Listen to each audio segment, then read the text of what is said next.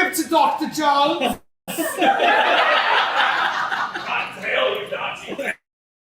Whoa!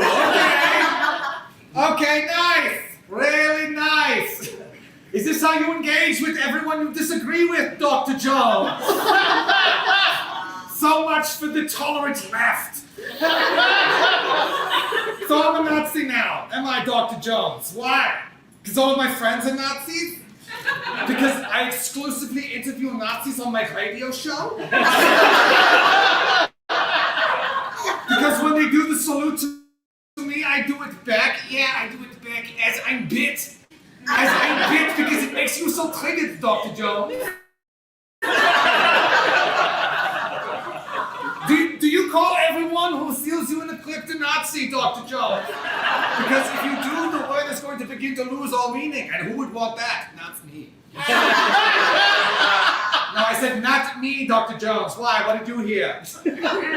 And that's because you're at the bottom of a very deep hole, Dr. Jones.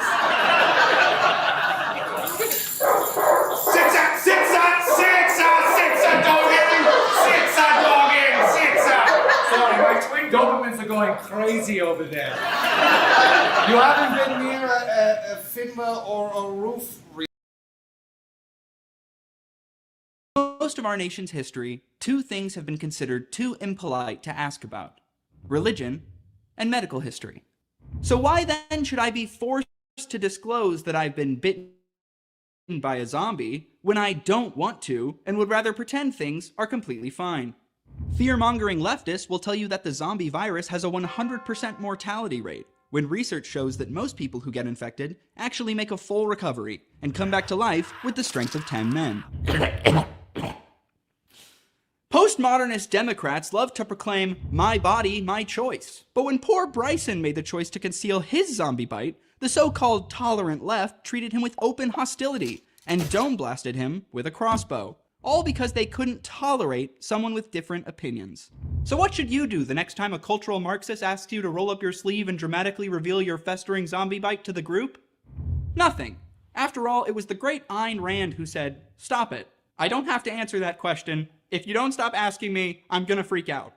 So the next time you're raiding an abandoned gun store and a zombie bites you, just remember to...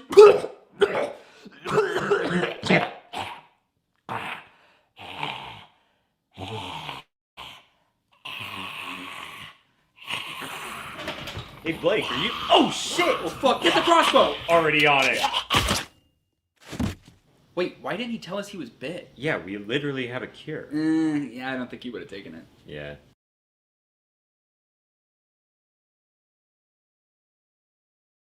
In Hollywood than there are white supremacists. That's interesting. That's an interesting thing to say. Of course, she's a mud shark because in the show she's married to a black guy, and I'm going to take that that's some kind of racist. Jesus Christ. Jew slop. So two terms I heard today. I learned mud shark and Jew slop. That's fun. Right. Yeah. I mean, the irony of just being like, "Oh man, these Jews are lying to you. There's no fucking white supremacists. This is more Jew slop." Yeah, it's like, oh yeah, with a bunch of white supremacists got this mud shark here, and you know, like, what the.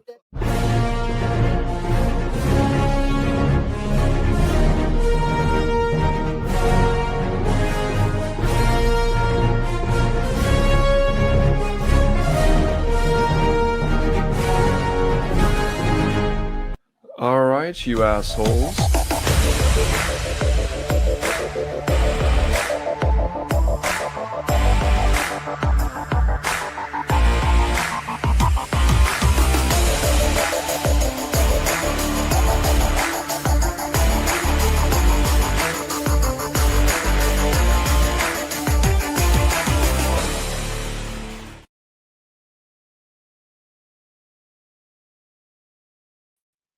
Oh yeah, I think we're supposed to come on this thing now and talk or something. We're supposed to talk now. Hey, I'm talking. What up, y'all? How's everybody doing? Welcome to this, to me, just me, only me, nobody else. Definitely. Oh shit. Hey, what's up, man? What's going on? Nah, not a lot. Just was waiting on you, and I think Bob is also here. Bob, you want to? Is he with your presence? Is Bob down there? I think so. Yeah. Yeah, no, I'm there just it is. watching Yeah. your stream, Dave. Oh. I'm good. Oh, you're I'm just not gonna watch my say stream? anything. Okay. Well, I mean, Yeah, I I'm guess just just gonna hop on watch. then, Bob. I'm here to watch. Yeah. You and Elam, are welcome, I suppose.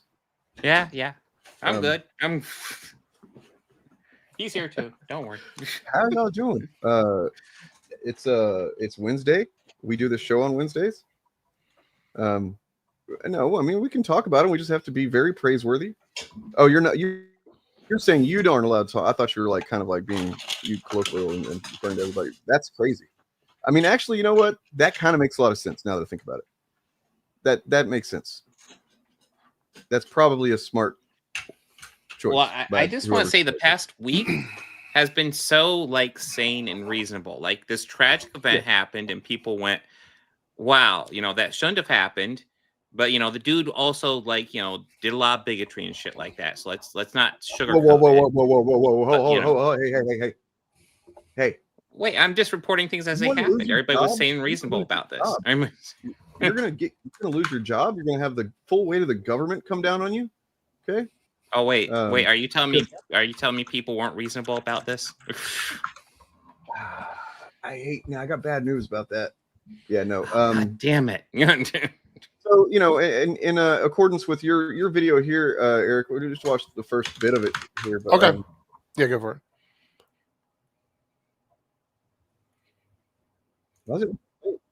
Me why I didn't upload an AMA over this past weekend, and the reason why is because out of the 10 or 15 questions I got since my last AMA, the vast majority of them were asking me my opinion, my thoughts on the Charlie Kirk incident that happened last week. And I was like, I'm not going to upload a video talking about this. I don't even know if I want to make a video about it. I don't know how I want to address it. I didn't even know what I wanted to say about it or if I wanted to say anything at all. So I decided not to upload a video. Of course, thank you to whoever. Man, there's like a delay on StreamYard right now for me. Everything. That it was doing that last night to me too. So, yay! Thank you for tearing Erotica. New one used to be a fan since 2022, but slowly realized Gary bred a culture of losers. F&T is a dead horse. Is dead horse central. Yeah, I mean, true. If you feel this way, wait until my video tomorrow. I've got a really, really good Nerdrotic video I was going to release today, but I'm saving it for you're tomorrow. releasing a Nerdrotic video tomorrow? So am I. Oh, like good. that. We're on the same page. Yeah. Yes. If I was smart, I would go ahead and finish slapping together that compilation of all the different criticisms of them from various creators. But yeah.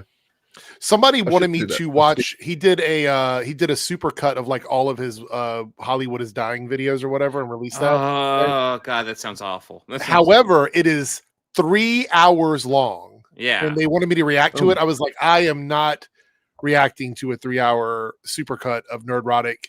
Which, by the way, every one of those videos are going to say the same thing. So I don't know why you're going to watch a 3-hour video of 20 minutes. It typically takes me about an hour to break down a 20-minute Nerdrotic video. And that's even with me not addressing every single thing he fucking says in it. That's 3 me and Jester Bell. God. Isn't that like kind of expose him a little bit? Does that not? Maybe I'm misunderstanding what his videos say. But like, it seems like if you have that many videos of Hollywood's dying, then it kind of might start to show a little bit that you're just kind of doing a little grifty poo. Yeah. The video that I have tomorrow sort of addresses that. So the person wanted me to react to that video, but I didn't. I found another one, a recent one they uploaded, that allowed me to talk about that without watching the 3-hour video. So that's what I'm talking about tomorrow. So see, mine is just me covering his Alien Earth review, where he pretty much criticizes people for being media literate, and I'm like, oh, you're media literate. Thank you for admitting that, Nerdrotic. Well, I mean, look, at this point, it's been clear to, I think, us and many people for quite a long time that Nerdrotic is not an honest person. You know, forget how intelligent or literate he is or isn't. It's hard to know whenever somebody's that dishonest, how stupid they actually are. But I mean, at this point, after the past week, man, it's something else. Like it's a whole other animal of hypocrisy that's happening right now. But I jump on what your video's saying there. I agree. I don't want to talk about Charlie Kirk. I'm not going to do like the updates on the shooter and all the details of that stuff. It's not what we're about. However, there's been quite a bit of fallout from the incident that is carrying forward into the present and the future, and it seems to be kind of a big deal potentially going on. So I feel like that's something we could address. We don't need to necessarily into it. I don't know how you feel about it. I don't have a problem discussing. My video here was that I wasn't going to turn my channel into the Charlie Kirk News Network. Essentially, No, I'm not going to make video after video after video. But if we want to have him as a topic on a podcast or something, I don't have an issue with that. I just see a lot of channels going through and like they do 2 videos a day and all of them are on Charlie Kirk. Yes. You know what I mean? That's crazy. Yeah, I mean, Like, the dude didn't deserve what happened to him, but he was also a piece of shit. Can we just like acknowledge that and move on? well, I mean, yeah, it's the weird thing is that there's a lot of praising and glazing going on, and yet they don't like to actually show the things that that he said. They don't like when you bring up facts or quotes that he people says. have gotten fired for just like tweeting his words, his literal quotes. I mean, can we understand the difference in this though? Like, whenever someone passes away that they want to justify, they will go back and dig up the most small thing that they've ever done in their life and go, see, this is why they deserve what happened to them because of this thing or whatever. But Charlie Kirk had like a full podcast with tons of videos and quotes of him saying things that are, you don't have to dig very far. They're out there and they're denying those, like the easily accessible stuff that he did. It's well. So apparently I'm hearing that some people don't believe that he said something about stoning gay people, for example. They're playing semantics. They're playing semantics. Yeah. Uniform, etc. And she comes back and she's like, now I'm just talking as Rachel. And she goes, the reason I'm this way is because I'm Christian. And in the Bible, it says, love your neighbor. And really, I approach people in love. And if you're not doing that, I guess you're not really following the Bible. She didn't say that part, you're not following the Bible, but that was kind of the underlying piece there. So Charlie, 128. What's going on with that? Well, let's let her say it. 120, I'll respond, and then I got a dash. I've shared prayers on here before and said, God bless. And that's because my faith is really important to me. And it's also one reason why I love every neighbor. In Matthew 22, a religious teacher asked Jesus, what's the most important commandment? And Jesus says to love God and to love your neighbor as yourself. All the law and the prophets hang on these 2 commandments. There's no greater commandments than these. I believe it's mentioned 8 times, love your neighbor. So yes, everyone belongs, everyone's welcome, everyone is treated with empathy and respect. It doesn't. I mean, that's the good kind of Christianity, right? That like, hey, man, dude, make your political movement about that, and I don't think many people would complain, but they don't want to do that. It doesn't say love every neighbor except. There are so many reasons I stand strong in love. I stand with everyone. That's who I am, and the love back and the God bless if you disagree is genuine. Andrew, I was just. To Jack's point, I'm dying to know, like, what do you think when Miss Rachel quotes scripture in that way? I mean, Satan's quoted scripture plenty. It doesn't just say love your neighbor, though. It does say love your neighbor, except in a sense. As yourself, but hold on. She's not totally wrong when she says, first of all, the first part is Deuteronomy 6:3-5. The second part is Leviticus 19. So you love God. So you must love his law. How do you love somebody? Here we go, folks. You love them by telling them the truth, not by confirming or affirming their sin. That's immediately, by the way, Miss Rachel, immediately trying to like open. He's trying to, this is what pastors and people in congregations do typically, is he's trying to tell you what it means instead of just taking it for what it says. Yep. Right? It's a very basic thing. I mean, love thy neighbor. Someone was detected at your there's as much text expended on gay people as there is in the Bible, and it's even kind of like iffy if that's even really what it's referring to, but let's just say it is. But there's as much text about that as there is about mixed fabrics, shellfish, things that I bet Charlie Kirk ate shellfish and wore mixed fabrics. I'm pretty sure he wore mixed fabrics, so like polyester, you wear that and it's a sin. Same, so yeah, it's not like it's dumb. But let's see what he says about it, because maybe he supports what she was saying 100% or something. He doesn't. That Bible of yours, in a lesser referenced part of the same part of Scripture, is in Leviticus 18, is that thou shalt lay with another man, shall shall be stoned to death. Just saying. So, Miss Rachel, you quote Leviticus 19, love your neighbor as yourself. The chapter before affirms God's perfect law when it comes to sexual matters. Oh, God's perfect law. So, right. So again, semantics. Did he say himself that that's what he believes? Not specifically, but he did say that in the Bible, which he follows and is a believer of, that they say that in the Bible, the book that he supposedly lives his life as a guidelines by. That reminds me of Critical Drinker saying, if I was a cynical man, I'd say, and then he says things that he wants to say. By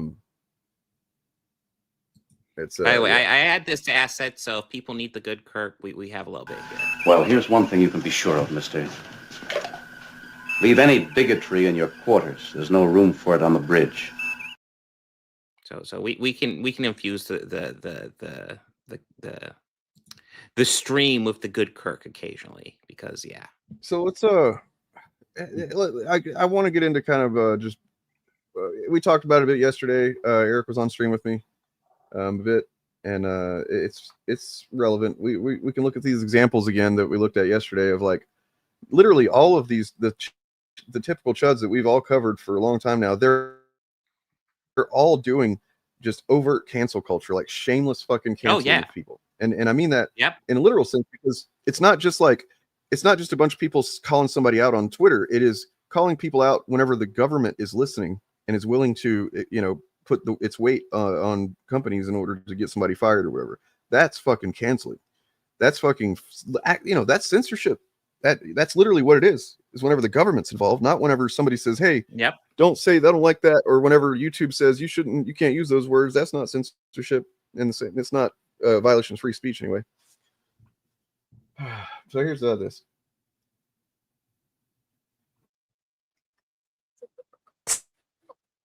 There it goes. Spewing that type of hate and celebration in the face of this, and I believe that there will be, and I certainly plan to hold them accountable. So if you are out there and you are celebrating the political assassination of a man who was exercising his free speech, a very foundational element, a cornerstone of who we are as the United States of America, you should be held accountable. You should be fired, and that is the beginning. The caucasity to be on TV and say, he was a champion of free speech, and if you don't like it and you say something negative about it, then you're gonna have face consequences. You're muted, Eric. I'm saying, like, are they even listening to what they're saying? Like, you're saying that you believe that it is wrong, partially wrong, I'm assuming, for what happened, because he was a champion of free speech, and that's why you're lifting him up the way you are, right? This is part of the reason he's become their messiah for whatever reason. But in that same breath, you're like, and we're going to go after people for also exercising their right to free speech. And since we can't do this to them, we're going to prosecute them, get them fired from their job, cancel them. Like, I'm not out here talking, like, I don't always agree with what people are saying about every person that has something happen to them, but I certainly couldn't be like a free speech absolutist and then go, except for, because that's what these guys do. It's not hate speech, it's free speech. It's not violent speech, it's free speech. Like, this is, again, we talked about this the other day. This is sort of, I think Dane and I spoke about it on your stream. Was it last night or yesterday or whatever? Yeah, it was yesterday. It's the facade of their foundation. It's not real. If you're somebody that says you believe in free speech, absolutely, then in this case, we're talking about like the actual, like, legal definition of free speech, which is the government oppression of your speech. This isn't even like a hypothetical. This is the definition of what free speech is. Yep. It's crazy. Yeah, I mean, and it's fucking, I mean, look, even if they did, because that's a different subject altogether, actually, because here's the thing. I don't even necessarily believe that it's always a bad thing if somebody, like, it loses their job because they post something,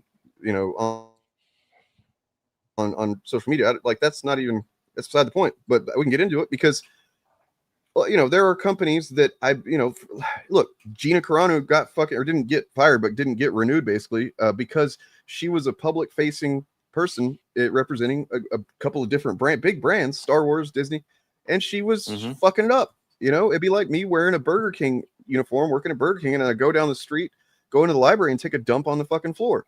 You know, Burger King's not going to like that. You know what I'm saying? And I don't blame them. I mean, we can see the hypocrisy, because like all these guys will defend Gina Carano, but then you look at the Gretchen Felker Martin situation.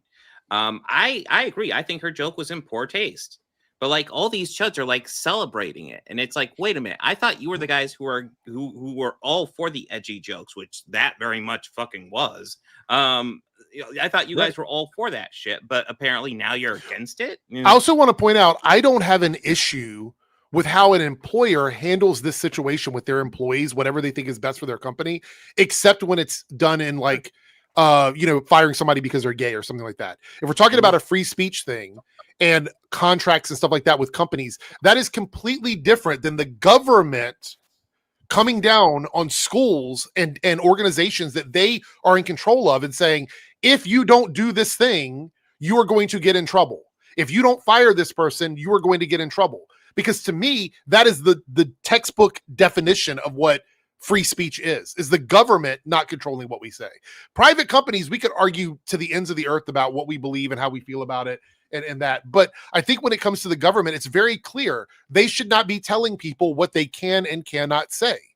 There's absolutely like that's it. That's the First Amendment. That's the First Amendment. Like, I don't know why these guys seem to, like, when Pam Bondi said that we should just go after people or whatever. I mean, like, to be quite fair, we know that the Supreme Court is already fuck all, right? We get that. But like recently they sided with the transgender bathroom situation, which is something I didn't see coming, because they couldn't. I didn't see it either, but it's good. Yeah. Couldn't find a way to weasel themselves out of it, right? I think when it comes to free speech, just like with the Second Amendment, it would be really hard for them to weasel their way out of it.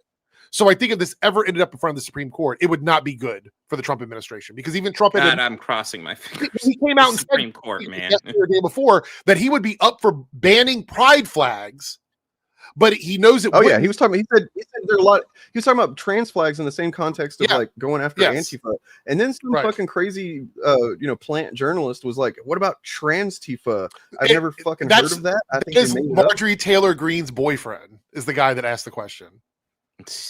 That's who it was. Oh my god! And the thing is, Trump said he would do it, except he knows that it would get overturned because of free speech. So he knows this. He's aware of this. Most of them are aware of this. So it's all, again, political peacocking and companies caving to the government, even though they know that it's a First Amendment violation. So whatever happens with this, I think we're going to see a lot of lawsuits. We're going to see a lot of lawsuits. Last week we covered this. Yeah. This was just last week. Gary was free speech is dead. Yeah. Free speech is dead in the UK, but apparently over here it's okay if free speech is dead, because you're saying something about you hurt our feelings about someone that we don't think you should be making fun of. How many times do we see memes of George Floyd floating around on the internet, right? How many times do we see that? These people don't respect anyone's death. They don't. That actually brings up something. It reminds me of something I have here. Where is it? Well, here I have So he was killed on camera. No one's family deserves to have to witness that. Okay, it's unthinkably cruel that people would then go on the internet and use their platform to say about an innocent man that I don't care that he's dead. He's not a hero. He's a scumbag. He shouldn't be celebrated. That's George Floyd I'm talking about there, not Charlie Kirk. Because those are things Charlie Kirk said about George Floyd. Right. I had the Kurt Busiek tweet pulled up right here where he says that. Yes. Oh, well, I think we both posted in the server that we had some different version of it, right? Yeah, probably, but yeah, that's Charlie Kirk's take on how you treat somebody killed on camera. So, but if you say this, people would say, "Oh, you're celebrating his death." No, I'm talking about the words that he said when he was alive. These are things that he said, and I'm also talking about people's reactions to this. I've already stated that, and Bob, you said it too, and I'm guessing you've said it in your way, Dane, is nobody thinks anyone should be going out there and like just taking people out with sniper rifles. Like, I don't think anybody's advocating for that. I also think that we need to understand that Second Amendment right that these guys fight for, that they talk about, is also right after the First Amendment, which is our right to free speech. Mm-hmm. We should all be advocating for that, whether we agree with it or not. And I think we all have put up with it. Like, look at it. We have people who have made their entire careers on YouTube saying things that we don't like. And we have to dismantle it and fight back against it with our free speech, because they're not going to go in and take them off. YouTube's not going to take them off the platform. They're not going to remove them. But if you even post one Charlie Kirk video with him saying something that they think makes him look bad, that's celebrating. Celebrating his death. It doesn't make any sense. Meanwhile, truly the most vile fucking people on the internet are absolutely using it as a pretense to, they want us dead. He gives a fuck anyway. He doesn't live in this country. Shut the fuck up. I mean, first of all, why are you like? I mean, I would not even put him in the same league as fucking Charlie Kirk. Oddly, in a weird way, I guess if I had to choose, I'd choose that I had more respect for Charlie Kirk than I do Shad, which is fucking weird to say, but like, but like, yeah, this is fucking crazy to act like you are part of some targeted thing, and it's like, no, he was targeted by one dude, because one dude who, lots of people fucking had a problem with what Charlie Kirk said. This guy in particular, I guess let it build up and whatever. We don't know this full story yet, and just really to extremes, obviously. And I mean, that's one of the things. Like, they are really pushing the idea that like some wild, crazy leftist killed him. And the fact is, we don't know the full story about who killed him. It looks like probably a groiper, but we don't know. But like, it doesn't even matter. Did you see Nick Fuentes' video that he uploaded? No, I did not see that. You haven't seen the most recent clip? No. Let me pull this up. By the way, trigger warning on this one. I want to point out too that like the texts that came out, the transcript of the text between the shooter and his apparent girlfriend, roommate, whatever, that is supposedly transitioning, that exonerates her of anything. Like, if those texts are to be believed, which a little bit of doubt on anything the FBI releases at this point. Kash Patel is a fucking Trump butt sucker, and whenever you're the head of the FBI and the president comes out before anybody knows anything and says it's the radical left, you're probably going to be compelled to find something to support that. Yeah, you know what I mean. So this Nick Fuentes clip, I want to say there's some language in it. Okay. Trigger warning on the language, but we're only going to watch the first, it's a 4-minute clip. It's a lot at the end that we don't have to watch, but like the first minute and a half or so, you get to understand why people that follow Nick act and behave the way they do. Mm-hmm. So let's just watch this. And I want you guys, again, the language, I have to apologize because this is off of Twitter. So we'll see. It might even get removed from our videos here. I don't know. If it is, this is on Twitter, available for people to watch. But anyway, he got $100 super chat from this person. And then this was his continuing thought from this. Hate it that I have an army. It's not just that I'm telling the truth. It's not just that I'm a good broadcaster. They hate that I have an army. They hate that I have a Revolutionary Guard. They hate that I raise my fist and the groypers go into action. It eats them up, because they got money and they got shows and they got stuff, but I got shooters. That's a metaphor. I got shooters in the streets. Whoa, when was not this? Literal shooters, but I got this. I'm assuming it was recent. It was uploaded today. The clip was uploaded today. And he's talking like this. That's why I think he said metaphorically, is because he was trying to make sure that he was still, man. Like, what the fuck, dude? Like, I wouldn't even, like, Jesus Christ. Yeah. Right. But even outside of time, like, if you listen to what he's going to say next, it's like, this explains sort of why people like the alleged shooter of Charlie Kirk feels the way he does. Here we go. Got niggas. I got my niggas and all my niggas got me. I raise my fist and the groypers show up because they know I got their back and that's why they have my back and they fucking hate that. The system hates that I have an army. They hate that I have it's all the ingredients of the things they hate. True belief, willing to die, telling the truth, totally ungovernable, unmanageable, and an army. From what I understand, that's it. Yeah. From what I understand, there's very little about being a groiper that is ideologically grounded in anything like true belief. It's basically just being a fucking edgelord shithead because you're antisocial, probably, you know, bullied and stuff like that, and feel like you get to take it out on the world. And yeah, they align with they don't like Jews and stuff like that. If I remember correctly, and you guys might know better than I do, but I remember that the Groypers was a direct response to like Turning Point USA, There was right? in 2019 there was a thing called the Groyper Wars, which came to be called that, which was where Fuentes, who believed that Charlie Kirk and TPUSA wasn't far enough right, they weren't crazy enough, and they were trying to either push them further right or to get them out of the way so they could become, you know, the mainstream thing for the youth. And whenever it didn't really work out for them, because, you know, obviously, like Charlie Kirk and Nick Fuentes weren't even that much ideologically. There's not a lot of distance between them. The difference is Charlie Kirk was smart enough to, you know, put a veneer of civility over it, which is why they're able to get away with saying the shit they're saying about him now, because he didn't just come out and say all this stuff as overtly. I mean, sometimes he did. But yeah, he wasn't like Nick Fuentes. He didn't have an army of little shitheads that just act like shitheads all the time. They were a little bit smarter about it.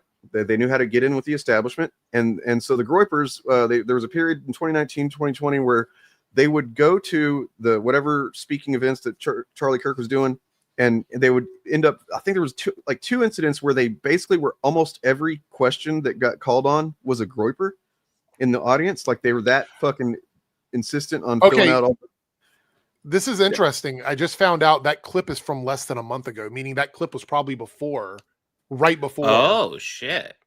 The shooting. Jesus Christ!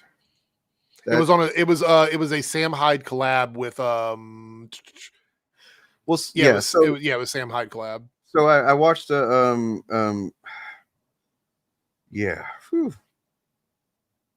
I watched a stream from a guy called he used to go by Connor Points, I think. He's like a kind of a centrist guy. I saw him debate Vosh one time.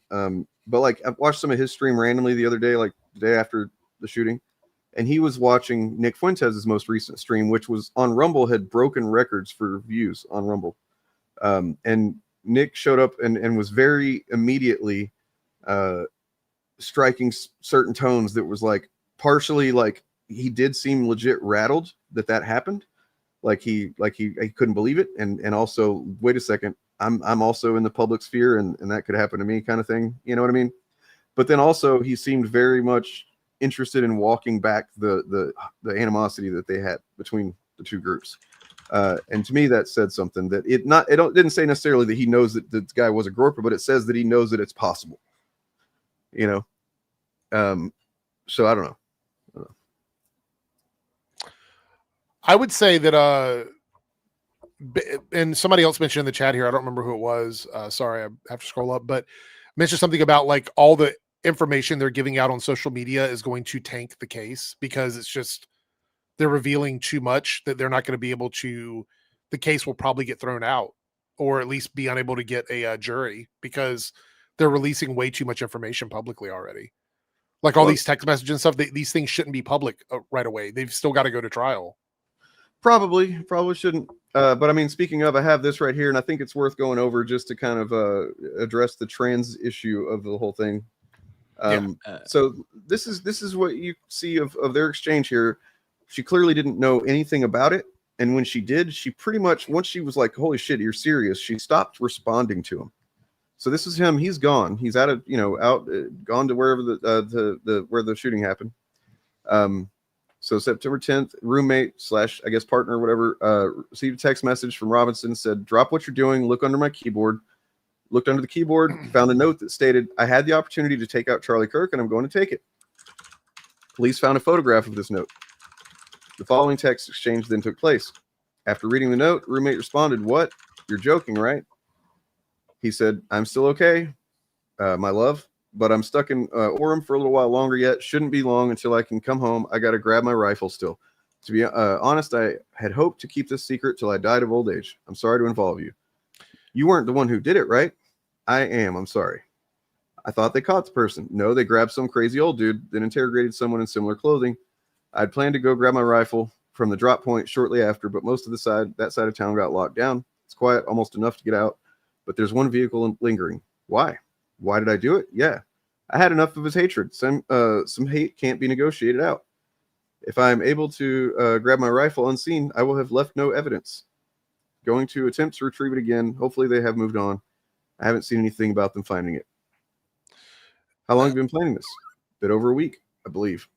I believe I can get close to, but yeah. So, and then after that, she just isn't responding. Is this the Discord or the text messages? This is the texts.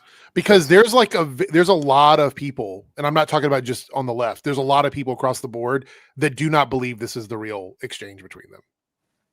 A lot of people. I'm talking like Steve Bannon, Candace Owens, even Nick Fuentes doesn't believe this. Disinformation agents. I can't take their concern. Like honestly, I'm saying that them and people on the left are saying this doesn't seem like a real thing. But I mean, those two in particular, if they're saying something like that, my impulse is to go, oh, it's definitely real. I'm not saying I'm saying that to me that, so I saw people on the left saying that this seems sus before I saw their responses, and then they were also saying it.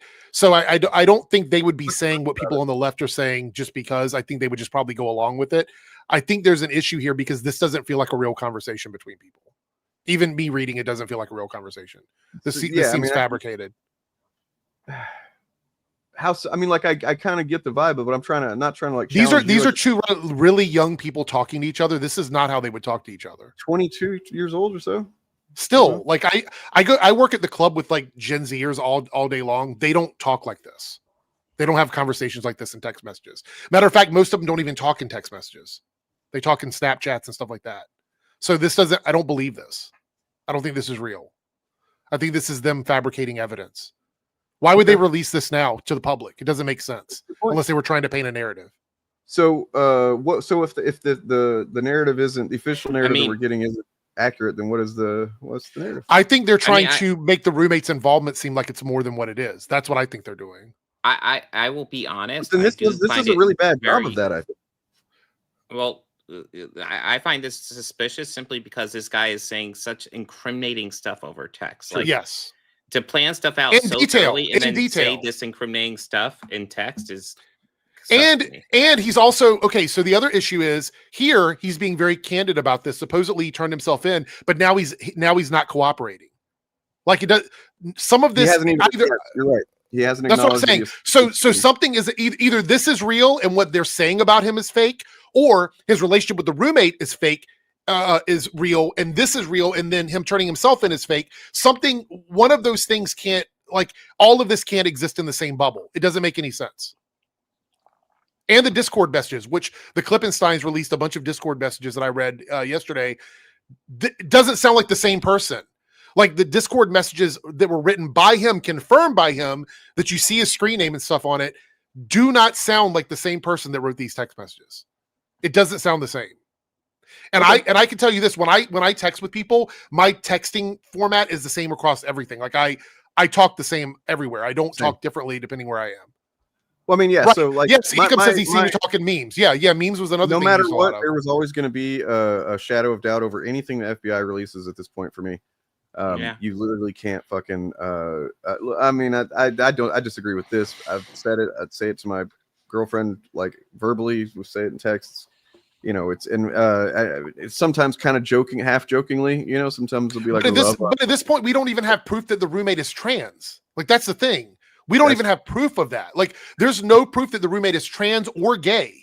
There's also no proof that he was gay. There's no proof that he was dating this trans roommate or even in a close friendship with this roommate. There was multiple roommates. So we don't know any of this. None of this is made public to us. We just have these really basic text messages. We don't know. So this is another reason why it's kind of not a good idea to just get into the weeds on this shit because for content, because we just don't fucking know. And all we're doing is essentially potentially platforming either fucking Trump admin FBI narratives or, you know, it's a whole shit show. I think, like you were saying, what was the purpose of them putting it out? I think disinformation. I think they're trying to like cloud up what's real and what isn't in news cycles. And that's why they're doing this, because they honestly, at this point, I don't think they're going to be able to hold a case that seems like it's a fair case. I think that they've already decided this person is guilty, whether they've actually gone to court or not. And they've screwed themselves. We're going to see how the justice system handles this, because I don't see any way they can do this case in a way that even remotely resembles the way a normal case. You know who the worst, the objectively worst Star Trek character is? Neelix. Chakotay. Oh no. Yeah. No. Yeah. I would still vote for Neelix, although Jonathan Archer's up there. But Chakotay is easily my least favorite first officer. Oh no. And, He Robert posted Beltran's something, not didn't helping he? it.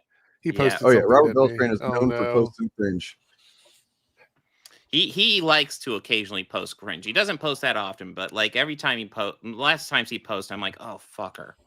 You keep on reminding me why you're like my least favorite first officer in all of Star Trek. Well, anyways, here's his post. Charlie Kirk was first a Christian. Even in the most hostile places, he spread the gospel with patience and love. For that, he was hated, and his words were twisted out of context. We've lost a powerful voice for Jesus and a great patriot. I pray for those filled with such hate. Oh my God. Now, as opposed to so we got the virgin Robert Beltran over here, but we got the Chad Tim Russ. Yeah, we actually got a couple from Tim Russ here. This is what he posted afterwards. Oh, this is what he posted before. This is before. Yes, this is a couple days before. But Tim Russ in general is just awesome. Like his social media posts are just shit. Where I'm like, yes. Oof. Yeah. Tuvok, Tim Russ, they're basically both just the best characters on Voyager, best in my opinion, which is objectively the worst Star Trek show. I'm sorry. I'm not gonna keep calling things objective. I promise. You see, I would go for Picard at this point, but yeah, I guess so. I kind of haven't. Voyager is being a Star Trek show. If we're talking before the soft reboot, then yeah, I'd probably say Voyager was the worst. Although I do like Seven, the Doctor, Janeway, and Tuvok, of course. Well, look, I don't think any of us are here. Or do we have more from Star Trek, guys, or what? Do we want to do the Anson Mount crap? We can go over that as well. I mean, there was also the one. Let's see. There was the other thing that Tim Russ did. We can go over. I didn't see that. It is less, but it is. It's still. This was actually what he posted a day after Robert Beltran. Facts. It's like, thank you. Yep. Just a very simple response. But yeah, we should probably go over Anson Mount too, because he is Mount, man. Like you can't. I don't know if there's ever been anybody, not in Star Trek anyway, that's like gone from being like my favorite dude to suddenly just like, oh man, now I can't wait for the accident to happen. I can't wait to see you in your little well, that's wheelie chair. That's beeping around. Like he is like we can get into it, but like. He posts cringe stuff on social media somewhat often, and then usually ends up deleting it and apologizing it. And it's like he's kind of just the most lib-brained, yeah. Guy. Do you have that one? I don't have it immediately handy. Oh yes, I can. I think I have it. Wait, do I have it? No, I don't. I just have Tim Russ, and I can get it. And what's the thing about this one is, even if he was saying something I generally agreed with, which he's not, but like within it, he's contradicting himself. With the shit he's saying, he's just like vibes posting, and it doesn't fucking make any sense.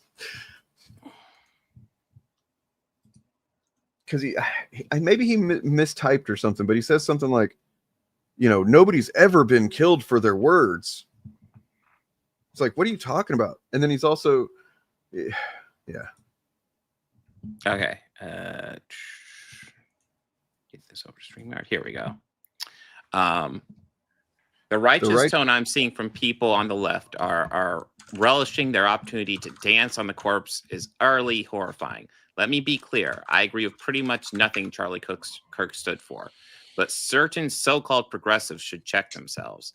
A 31-year-old father of two is dead for the heinous crime of speaking his mind. I didn't find Kirk's words to be in any way helpful, but no exchange of thought excuses assassination nor the enjoyment of such. Such childishness should have no place in the United States. Peace. Okay. And now a few words to certain children, most particularly pundits on the right. Their insistence on using the broad accusation they did this is incredibly dangerous and false. No one's words ever got anyone killed. What? But one thing right and left wing pundits have in common is that they're making a lot of money right now. Last night, I actually listened to a pundit bemoaning the loss of her friend before cutting into a steak commercial. It's obscene, and the current media landscape is a fake war in which social media is weaponized. Don't fall for it. Okay, well, my that's big true. objection The last is part is true. there are elements of it that are true. My big objection is that he's both sizing it as if they're both equal. They are not both fucking equal. Well, and Let's also be in the real. first batch of tweets, he says he was killed for speaking his mind. This one, he says no one's ever been killed for their words. Yeah, contradicting himself. Yeah, just immediately. Yeah. I mean, would a politician count? Because I mean, Hortman. Yeah. And there was an attempted murder after that as well, based on political ideology, I guess. You know who I'm pretty sure has never killed anybody for their words? What's up, Ryan? Oh, I didn't realize brilliant segue. I didn't think that was a segue. Have you No, guys? I didn't think that was a segue. Have you guys heard the sermon from the Virginia pastor about Charlie Kirk, the viral sermon? No, I did hear one from James. What's his name? Tellerico. This one's pretty viral. Do you want to hear what he has to say? I'm not a Christian, but I think it's an interesting. Yeah, I've actually got something from a Christian as well to kind of. But yeah, check it out. All right. There you go. This is pretty powerful, by the way. And I do not celebrate the killing of anyone. Charlie Kirk did not deserve to be assassinated. True.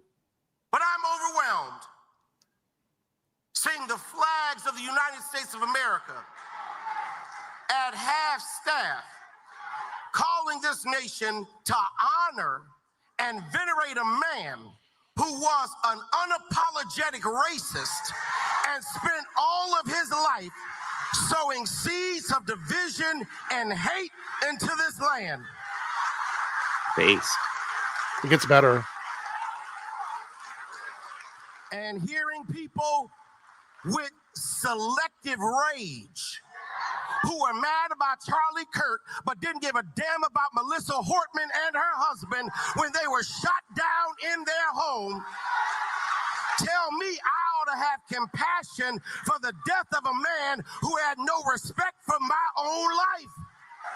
You do not become a hero in your death when you are a weapon of the enemy in your life. Damn. Yeah. Yeah.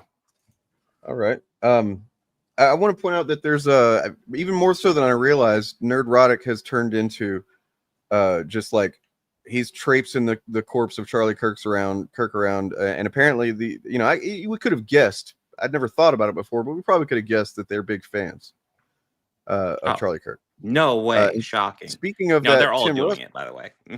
Speaking of that Tim Russ post that you just showed, I don't know if you've seen this, but it's not just Bethesda that he's going after. It is also Tim Russ trying to get him canceled. Star Trek Adult Pretender. Look, this guy is not a fan of anything, man. You don't fucking refer to actors as adult pretenders if you have any fucking respect for the fucking craft of acting at all.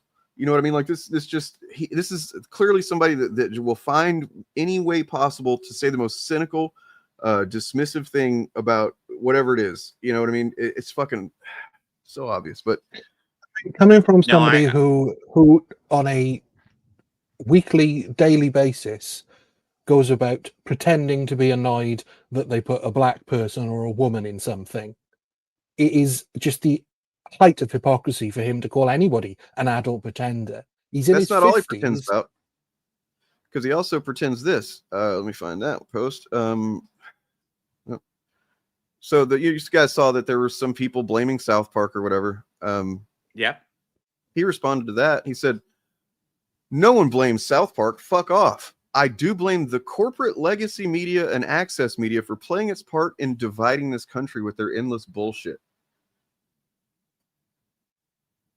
I mean, this is just classic. This is how the Conservatives are trying to play this game by It's saying Darvo. that, yeah, everybody on the left is the one dividing. If you just all agreed with us and did everything we wanted, then we wouldn't have a divisive country, which is, I mean, basically, yeah, in a fascist state, you don't have a divisive country. So if that's the country you want, if reporting the truth is divisive, then I'm sorry, but it's divisive. No, I'm not going to sit here and defend whatever he's considering corporate legacy media. I mean, I guess we're just kind of broad scoping it. Then, yeah, I can see how there's an argument to be made that they have played their role in, for sure, in division culturally and socially and stuff. But I don't know that was like the intention as much as just like catering to whatever people were looking for, right? Whereas like these guys' intention is to create and sow division, to pound on fault lines. I mean, legacy media absolutely plays a role in this, and I'm no massive love of that. But like, yeah, what Nerdrotic and all these fucking outrage grifters do is just far worse. Pretty objectively, I mean, I think one of the key things that keeps legacy media in check is the fact they can be sued if they lied, whereas these guys just kind of can get away with it.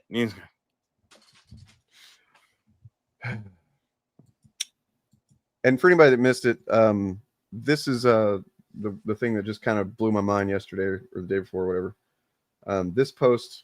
Oh yeah, this is wild. And Indiana Jones game. You got Indiana Jones. Literally, just all that happens in 9 seconds is he goes up to the cat and he says, "Get to it here." Nice place. You don't care much. You don't care much about these fascists, do you?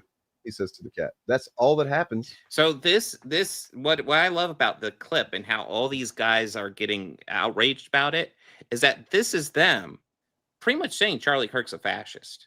And them too, and anybody that likes Charlie Kirk. It's exactly the same as There's the start of the infamous Star Wars tweet where they all jumped on that and said, Also, you're calling us all racist. I posted a thing to my community board or whatever on YouTube here yesterday about like sidewalk chalk and pissing off fascists or whatever.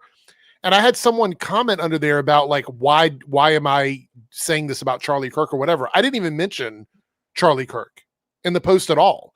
It was literally a meme about like keep painting the sidewalks because it pisses off fascists or whatever. No mention of Charlie Kirk whatsoever. And somebody's like, "Oh, Charlie Kirk." Well, I'm like, where did I mention Charlie Kirk in this? If you see the word fascist and you think of Charlie Kirk, that's not on me. Let me show you guys something. I showed it on stream yesterday, but like this fucking blew my mind too.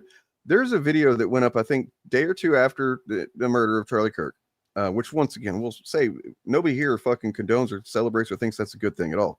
No. But it's like the day after, 2 days later, there's a video that went up on a channel called Sean Grenier, The Canvas. As far as I can tell, he's never talked about Charlie Kirk, at least not in video titles or anything. This video that he put up is called "A Nazi Who Gave Speeches on Campuses Was Assassinated in 1967." And once again, it doesn't mention Charlie Kirk. I mean, yeah, obviously this is fucking bait, and they fell for it. Yeah. They fucking fell for it. Why is Charlie an evil Nazi? Well, no, what are you talking about?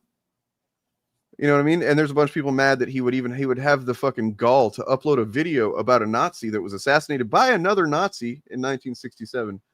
So soon after Charlie Kirk was killed. Yeah. Like, how dare you?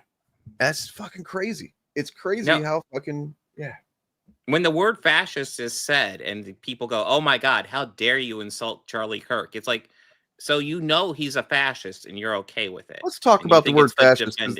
Cool. This is a thing I've seen going around a lot, and holy shit, it's stupid. So this is under Nerdrotic's post that we just looked at. This was posted. If you think it's okay to assassinate someone because you disagree with them, that makes you a fascist, because that's what actual fascists do. Pass it on. It's literally not anything like that's not what fascists are known for. That's they think that, just like I've seen it before, where there's like a video of some Nazi getting punched and they're like, "Oh, it looks like that's the fascist if he's punching somebody." I think they think it just means doing violence. these guys, they don't understand these terms, but they celebrate not understanding these terms. They encourage people to misunderstand these terms. And then they get offended frustrating. that people call them this stuff, and they don't even know what Yeah. it is. How dare you call it? I don't even know the meaning of the word. Yeah, considering they're complaining that apparently everybody on the left is calling everyone on the right a fascist without understanding what the word means, it's pretty weird. Mm-hmm. It is sad. It's very sad.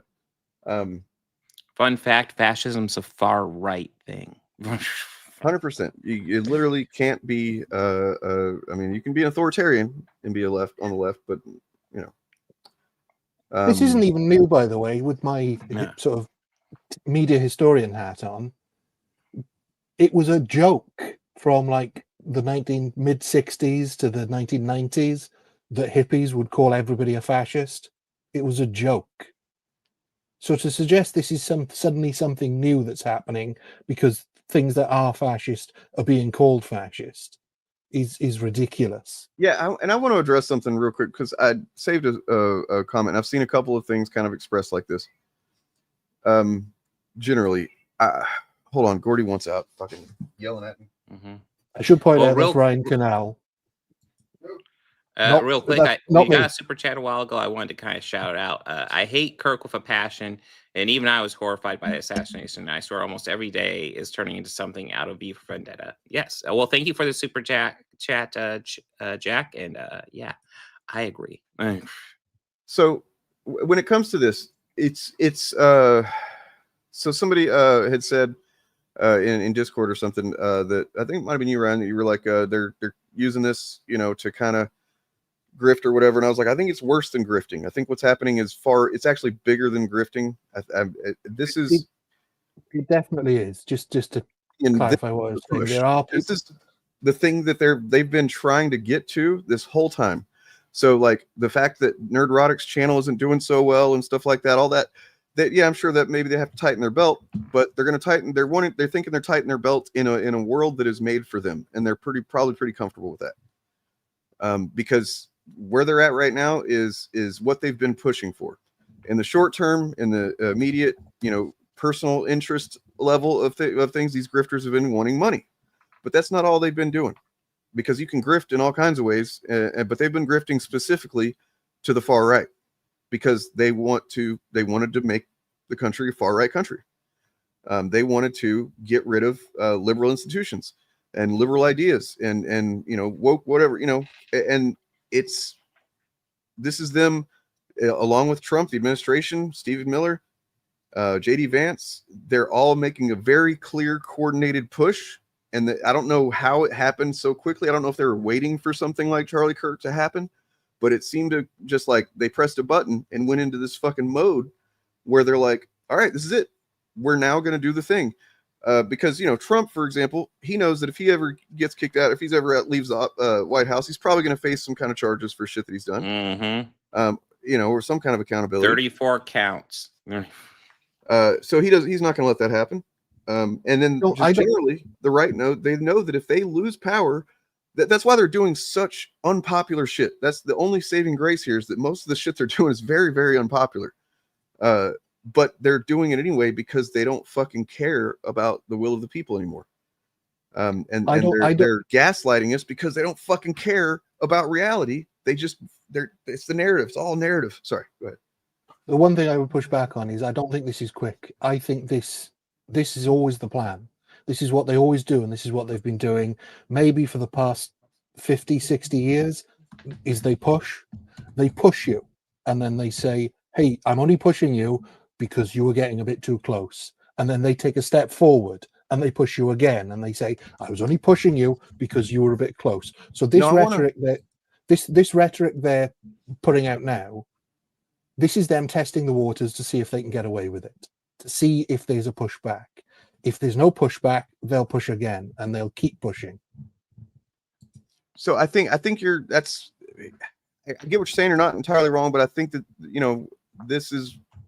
So here's a editorial by Laura Jadid titled "A Vast Domestic Terror Movement." The administration is gearing up for a large-scale crackdown of left-wing dissent. They're openly proclaiming their intent to label enemies domestic terrorists and to prosecute them accordingly. The threat of wide-scale repression is no longer abstract. It is imminent. It is a matter of days or weeks. In some ways, it has already begun. I do not have to spend hours researching and analyzing and putting sources together to show you this is true. I simply show you the raw quotes from 3 media events that the Trump administration participated in yesterday. J.D. Vance took over as host for Charlie Kirk's show, which is fucking just weird and dystopian and gross. Whoa. I actually didn't know that. That's fucking weird. He hosted it from his White House office. The Charlie Kirk show is fucking bizarre. He did that. Trump answered questions in the Oval Office after sending the National Guard to Memphis.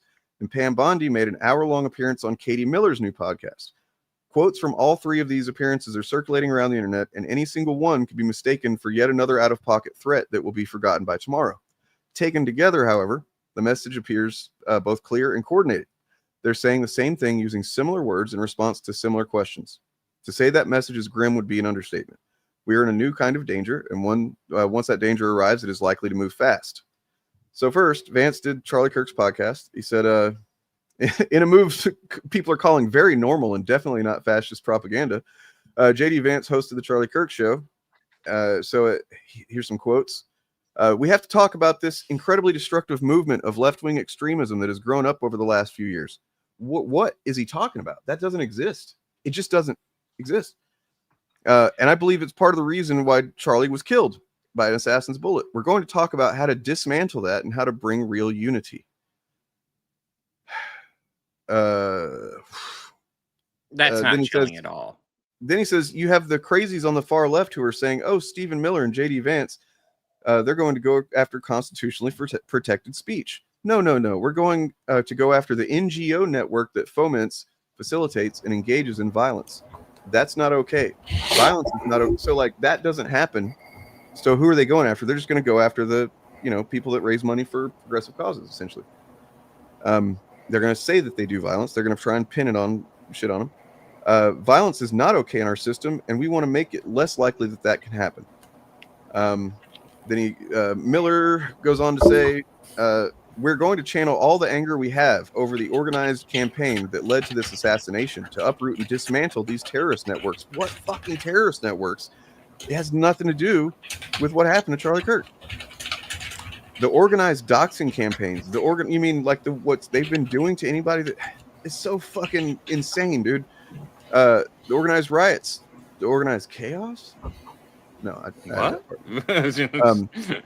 organized street violence, organized campaigns of dehumanization, vilification, posting people's addresses. You already said doxing, dipshit. Combining that with messaging this designed to trigger, incite violence, and the actual organized cells that carry out and facilitate the violence. It's a vast domestic terror movement.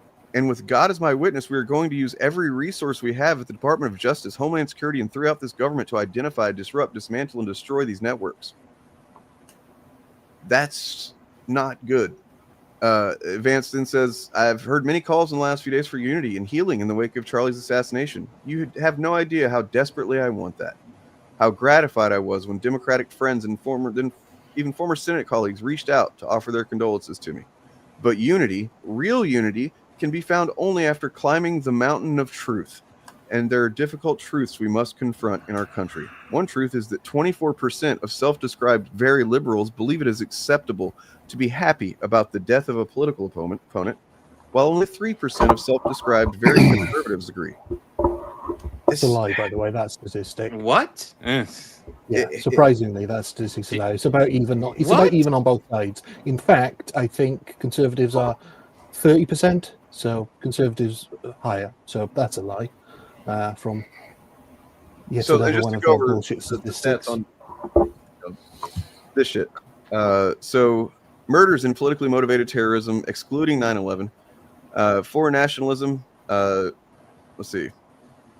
This is all ideologies. Okay, yeah. 8 Islamism, 143. Share of deaths, 23%. The right, 63% of the deaths, 391 total. Murders and politically motivated terrorism since 2020. All ideologies.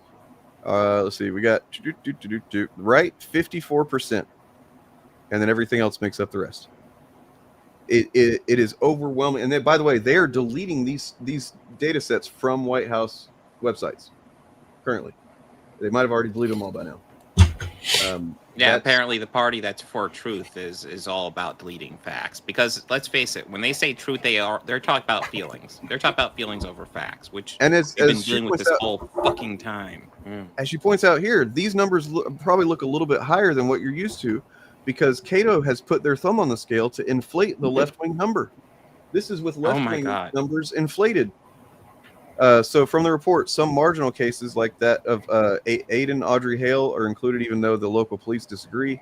In that case, Hale was counted as being motivated by a left-wing ideology. So, you know, some kind of like maybe iffy lefty kind of situations. They added them, they included them, and it's still dwarfed by the fucking rights bullshit. And then finally, let's see what Trump said. Given all that's going on with, so this is a reporter asked him, given all that's going on with Charlie Kirk's assassination, do you plan on designating Antifa a domestic terror? Why? What did they, I mean. Antifa is barely an organization. Like the fuck? I mean, it's like not, you make such a big deal about it, but it's like nothing. And like, it's something I would like to do, yes. If I have support from people back here, I think it would start with Pam. But I would do that 100%. And others also, by the way. But Antifa is terrible. There are other groups. We have some pretty radical groups, and they got away with murder. What? Also, yeah. Citation needed. A lot of the people he pardoned on January 6th. True. Dude, it's so fucking insane. He says, been speaking to Bondi about bringing RICO against some of the people that you've been reading about that have been putting up millions and millions of dollars for agitation. Who? Oh, that's right, George Soros.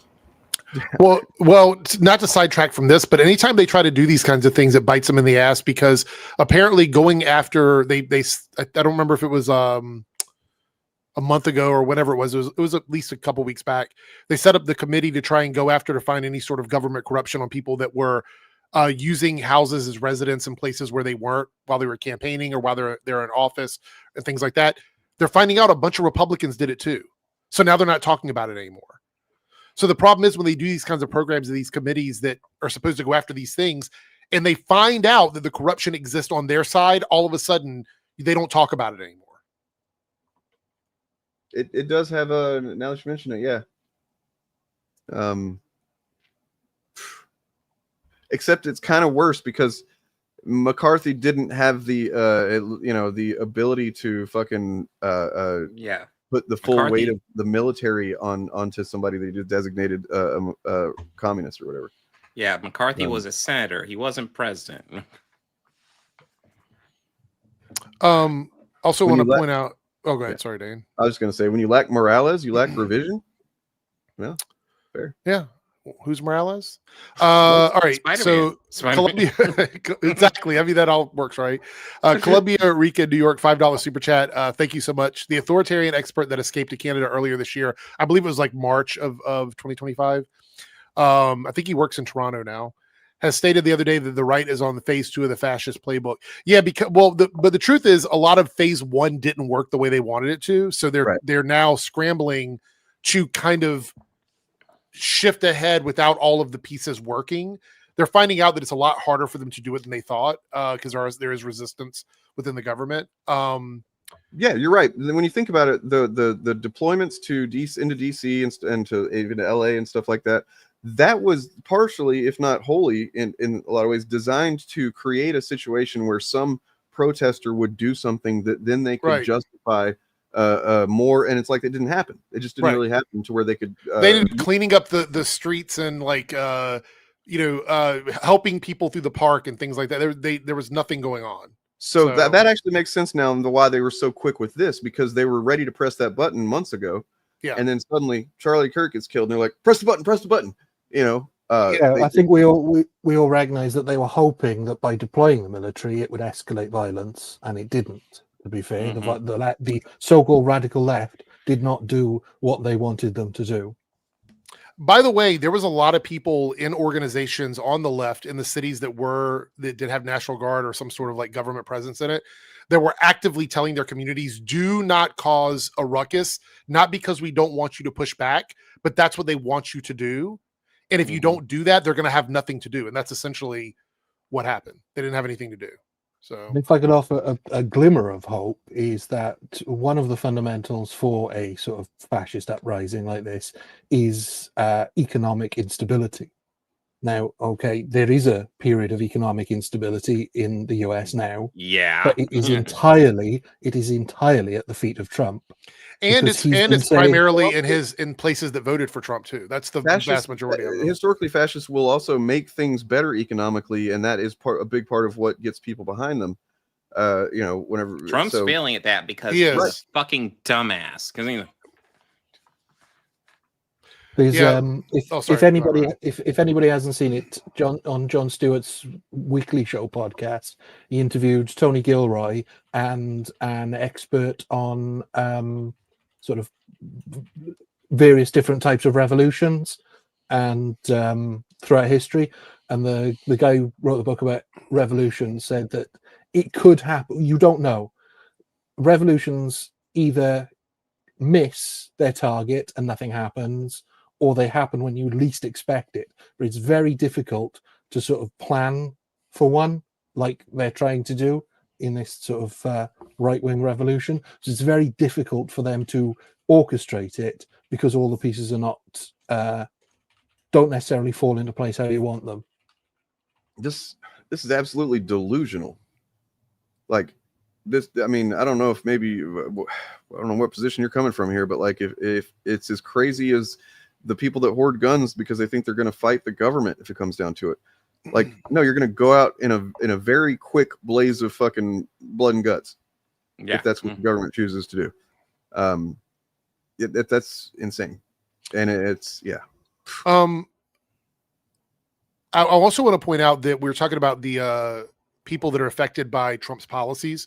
One of the big ones I'm seeing this week, and I don't know if you guys have seen it or not, but the farmers are expecting another bailout like they got back in 2016 from Trump, because essentially China is not buying anything from them. All the soybeans that they used to ship out, I think they had, I was looking at the numbers here. Where's it at here? 54% of soybean production in the U.S. got exported to China. 54%. That's over half of it. You know how much China has bought this year? About 0%. Whoa. Almost nothing. And you know why? Because a country that we play, yes, but not just that. A country we placed tariffs on, 50% tariff with an additional 10% reciprocal tariff on, which was Brazil, is now shipping their soybeans to China. China has now found them as a partner. They are filling China's quota at a lower rate than what the U.S. has because of the tariff situation. And China has no reason to get soybeans from the U.S. anymore. And Brazil also has no reason to trade. Well, that doesn't make any sense because I thought Trump was like a business genius. Yeah, I mean, there's a reason why we say it's a global economy and you can't do everything within this country. It doesn't make any sense. I don't know why people keep saying that. I want to issue a quick correction. You brought up the Trump farmer bailout in 2016. It's 2017. Okay. Obama was president in 2016. Right. That threw me off. I was like, wait, that's not right. I was thinking in my head, like, I remember it was in the mid 20s somethings, but yes, he had to do the bailout because he tried this tariff thing before and the same fucking thing happened. It was just on a different scale. Well, I mean, you're wondering why we have massive inflation going on and it's still going up. It's because of all these fucking tariffs that he keeps on laying out, and consumers are paying the price like everybody said would fucking happen. And he will quietly bail out the farmers. Quietly, we will not hear them talking about it. He will quietly do it sort of like he did last time, because if you ask a Trump supporter about him bailing out farmers, most of them don't even know it. They don't even know what happened. He will quietly do it. They'll not talk about it at all. So all of this will go away. Because the reality is they have a lot of money now that they've cut all these programs, and they will just find a way to allocate it to the farming industry. But the reality is that we have crops that are dying. These farmers have crops that are just dying in the fields because we were supposed to be exporting them to other countries. So I don't know why they're like, oh, we want to bring jobs back to the USA. You're killing the USA jobs, which is shipping out things like soybeans to countries like China that buy over 50% of our yearly amount that we make. We're sending them 54% of what we make every year. It made no sense to come build iPhones in factories. Yeah. I want to point out that I don't know if you guys remember this segment here that we did where I show this crude graphic that I made. I'd like to show that graphic again. But maybe not. So this was pre-2024 election. This is like 2022, maybe. Yeah, this was a while ago. You know, this is kind of just like a quick, rough sketch of how I feel like the realities diverged, but from you know, a generally shared point of view. Even if different politics, the standing position was essentially more or less the same. And then some events took place to kind of branch off and you know, literally split down political ideological lines. This branching point is where Kirk saves Edith Keeler, and then we all go to hell. And then we right, yeah. I'm glad you got a chance to bring that up. I forgot. So I think that this is what they want to make happen right now. That's what this is a push for, is to destroy the other track, and just now we're on their track forever. That's what they want to have. So I was right. Yeah. God damn it, Dane! Why were you right? You suck. You suck. From my understanding, this is something that they've been working towards ever since Nixon resigned, because they made a pledge at that point that this would never happen again to another conservative president. Yeah, I actually have the clip of Jon Stewart. Matter of fact, he's one that inspired me to do this. Now, and this was what he said that stuck in my mind. Such an outsized figure. Yeah. But the groundwork for Trump has really been laid in our country for the past 40 or 50 years. Yeah. And it is that the right wing very explicitly decided, and this is in the 70s and 80s after Nixon was taken down, and Roger Ailes, who ran Fox News for a long time, was Nixon's advisor. They explicitly stated, we need to control the narrative so that what happened to Nixon could never happen again to another Republican. And they built parallel structures of authority in news, in institutions like universities, in think tanks, almost to... That's an old advertisement, guys. It's old promo. To shift to this other track, the facade that they could build on the side. I also want to point out, so I'm kind of obsessed with this right now. I'm just gonna. Your chin hair's gotten grayer, man. It's almost like I'm older. Isn't that weird? Wow, it's crazy. Where's DJ? I'm still 22, so I don't get it. I'm a youngin', I swear. And yeah, and you could see the first instance of this in the Carter administration, where Reagan was doing closed door deals with Iran in order to make Carter's presidency look worse by scuppering the hostage negotiations. This is all been reported on. So that was really the first step, where they said, let's get rid of Carter. And to be honest, if you think about it, Reagan, Bush, and then that was such a disaster, which is what always happens whenever a Republican's in charge. They screw up the economy so much. Clinton came in with his very liberal neocon, basically, policies, righted the ship, and then neocon plus abortion. Yeah. And then and it's all on the same path. They didn't see Clinton as much as a big threat. I think they saw Obama as a threat initially, more so, because just purely, I think, because he was black. And hey, we can't have a black president. We might have another black president. I think also with Obama, there was the fact that he was so good at speeches and so good at getting people to listen and rally behind him. I think that was also why they feared him. Yeah, I think you're right about Obama, and I think that they realized that he was not going to be as much of a force for change as he probably intended to be once he got in and realized the just the inherent obstacles of being executive, trying to make, but also just the Republican Party in an unprecedented way decided we're going to just fucking say no to everything. Mitch McConnell explicitly said we're going to make sure that he's a lame duck president for his entire presidency. We're going to push against everything he wants to do, which is not how you run a country. You know, Mikey mentions so Rupert Murdoch no longer is in charge of News Corp. His son is, and I just learned this not long ago that actually we wish that Rupert Murdoch was still in charge. We should wish that, because apparently he doesn't like Trump very much at all. You know, so while Fox would generally do content that was favorable to him because he happened to be the Republican, it was kind of begrudgingly. And that once after 2020 and after he kind of took his hands off the wheel and his son kind of stepped in, that's when like Fox News doesn't do news anymore. Basically, they did used to do news. It maybe had a rightward slant, but it was like they had several hours throughout the day where they would just cover news stories, you know, on a pretty factual basis even. And he very intentionally did not want it to become more editorializing than news. And now it is definitely more editorializing than news. The editorial, you know, the stars, the talking head stars have kind of taken over, and they each have their own little fiefdom in Fox News building where they, you know, they run shit. You know, Jay Kung here, I will say that I think a lot of the Democratic people we had in power probably could have taken more swings. But I think a lot of them also believe we were playing a different game, you know, at the end. I don't know. I mean, this last election, they talked about how things were so awful and bad, and then everybody that was fighting just disappeared once the votes were counted, and that was it. It's like, you know, you said that this was the end of the world for us, and then as soon as the votes are counted, you stop fighting. It was really like, what?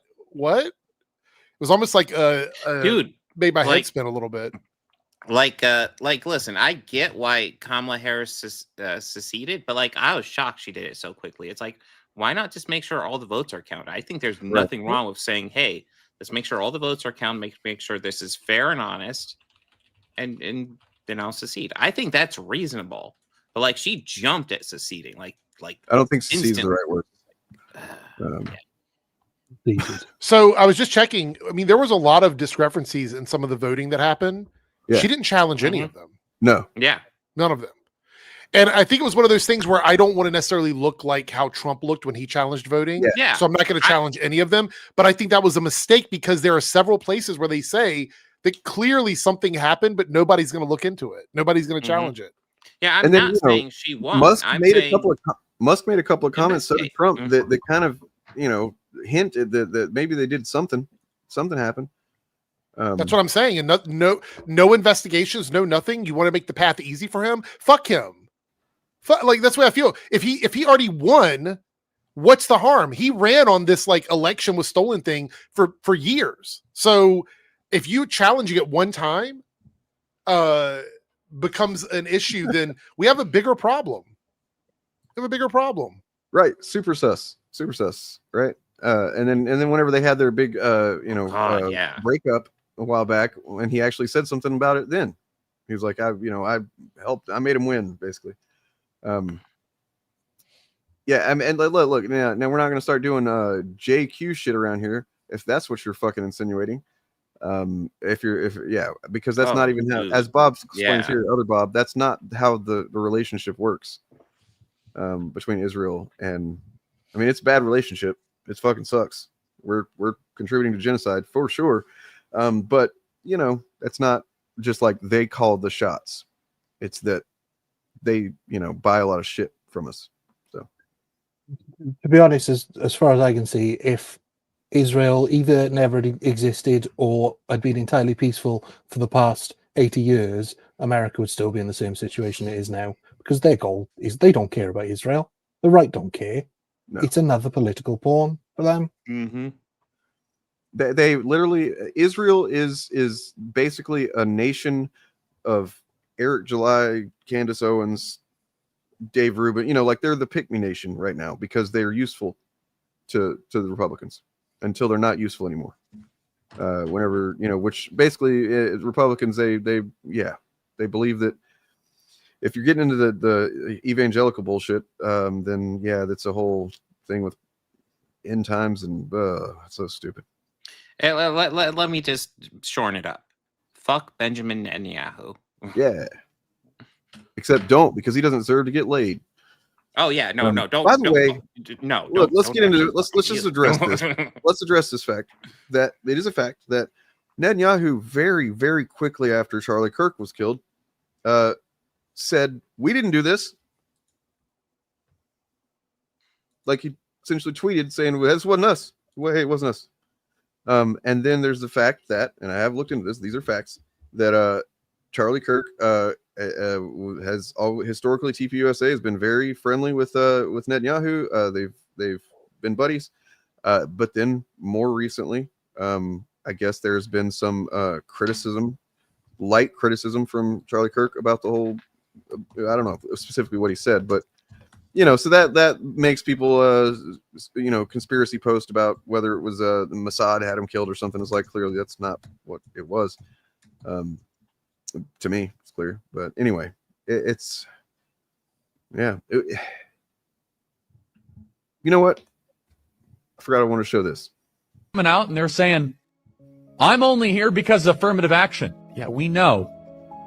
You do not have the brain processing power to otherwise be taken really seriously. You had to go steal a white person's slot to go be taken somewhat seriously. When Charlie Kirk was assassinated, many pastors across the nation rushed not just to grieve, but to glorify, painting him as a martyr of free speech and simply having a difference of opinion without naming the harm that he did. And when they spoke, they did not speak from the lens of the wounded, the people who were attacked by his words, his work, and the policies he advocated for. But they did so from the seat of power. Some out of ignorance, simply not knowing what Charlie Kirk actually stood for. Black America really needs to get its act together and stop sleeping around all the time, and it needs to actually have Why would you? Because it's true. What percentage of young blacks have both a mom and a dad raising them? Of course we pander to blacks. They're in every TV commercial. But other pastors did so from complicity, in agreement with the very policies, politics, and prayers that put so many people in peril. I think it's worth it. I think it's worth to have a cost of, unfortunately, some gun deaths every single year so that we can have. Oh, yeah. You ever notice that the same people who say blacks, they don't say whites. They say white people. So listen, I think we all know why this quote is relevant, but I also want to bring up the context of this quote because he was very explicitly, if you watch the whole thing, he was very explicitly talking about school shootings. So when he says the cost of some gun deaths every year is worth it not to do any more new regulation, which by the way, I did a video about that 6 fucking years ago and we still haven't done shit. But when he's talking about that, the deaths he's talking about are kids. Well, not only is that, but he's saying it while the bodies are still warm from a shooting that day. Yeah. That's the context of that question. There was a school shooting today. There were kids being taken to the hospital still, essentially. I don't remember which one it was. There's too many of them. Yeah. So, and we looked at yesterday on stream some of the examples of of people celebrating, right? Because they keep saying that. And yeah, I've seen there's been a couple of instances of somebody that I would say, yeah, that's generally celebration, I guess, or at least being really, really overtly happy that he got shot. I've seen that a couple of times, not a lot, not to the degree that they were acting like, but so I was really curious what they were they referring to something that I don't know. And I found looked at yesterday a post on Twitter where somebody had collected and literally called it celebrating his death. And it was a bunch of tweets that were just like people kind of being apathetic to the fact that he'd been shot and killed, not celebrating, just kind of saying, oh, well, he did kind of advocate some stuff that would piss people off and, stuff like that. Not, and that's what they're talking about when they're talking about celebrating, is just not being mournful, praiseworthy. And there's the whole side of it of like, why are they getting so upset about it, right? The way that they are, because in my opinion, I don't think they have the emotional capacity to process that it happened. So like they can't process their own grief. So they're just gonna fucking do what they know how to do, which is point fingers at other people and be angry. Because that's the only emotional process they know how to do. So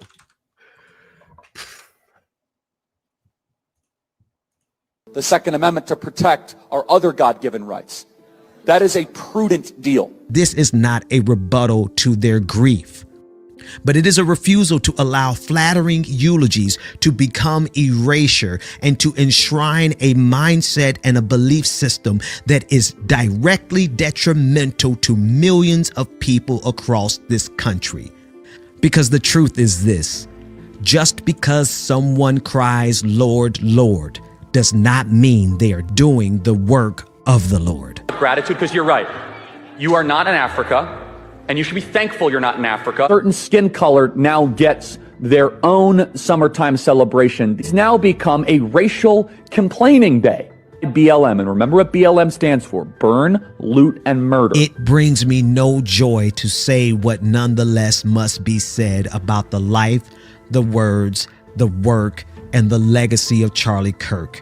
I am so sorry, Charlie Kirk, for what happened to you. So this is Benjamin Dixon. He is a Christian pastor and okay. lefty broadcaster, content creator.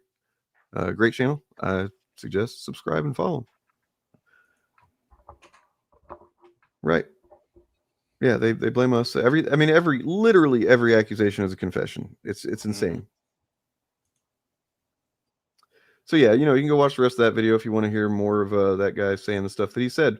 But I want to point out that these are not positions that he necessarily. I'm sure he, to some degree, believed, this stuff. But at the same time, the specific way that he talked about things is because he was paid very well to do so. Yeah. I mean, I say to my video, he is a grifter.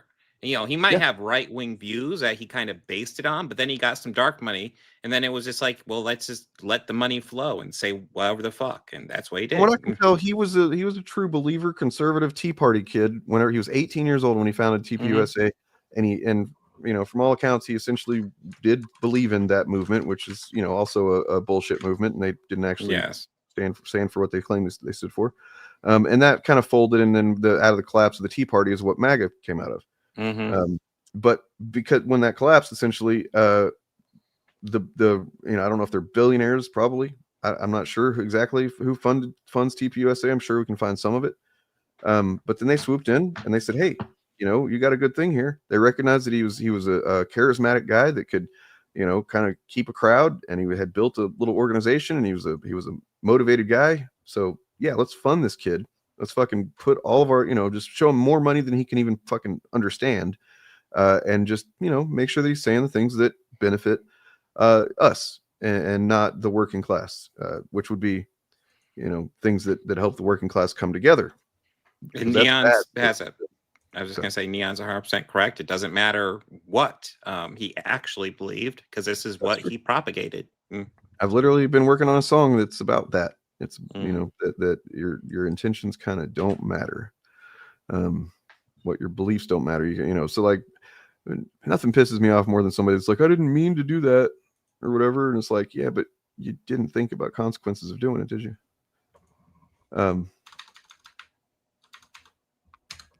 The Koch brothers fund all kinds of shit. Well, there's only one left, I think. Yeah. The Koch. The Koch brother. Yeah. I think that's a more accurate name, the Koch brother.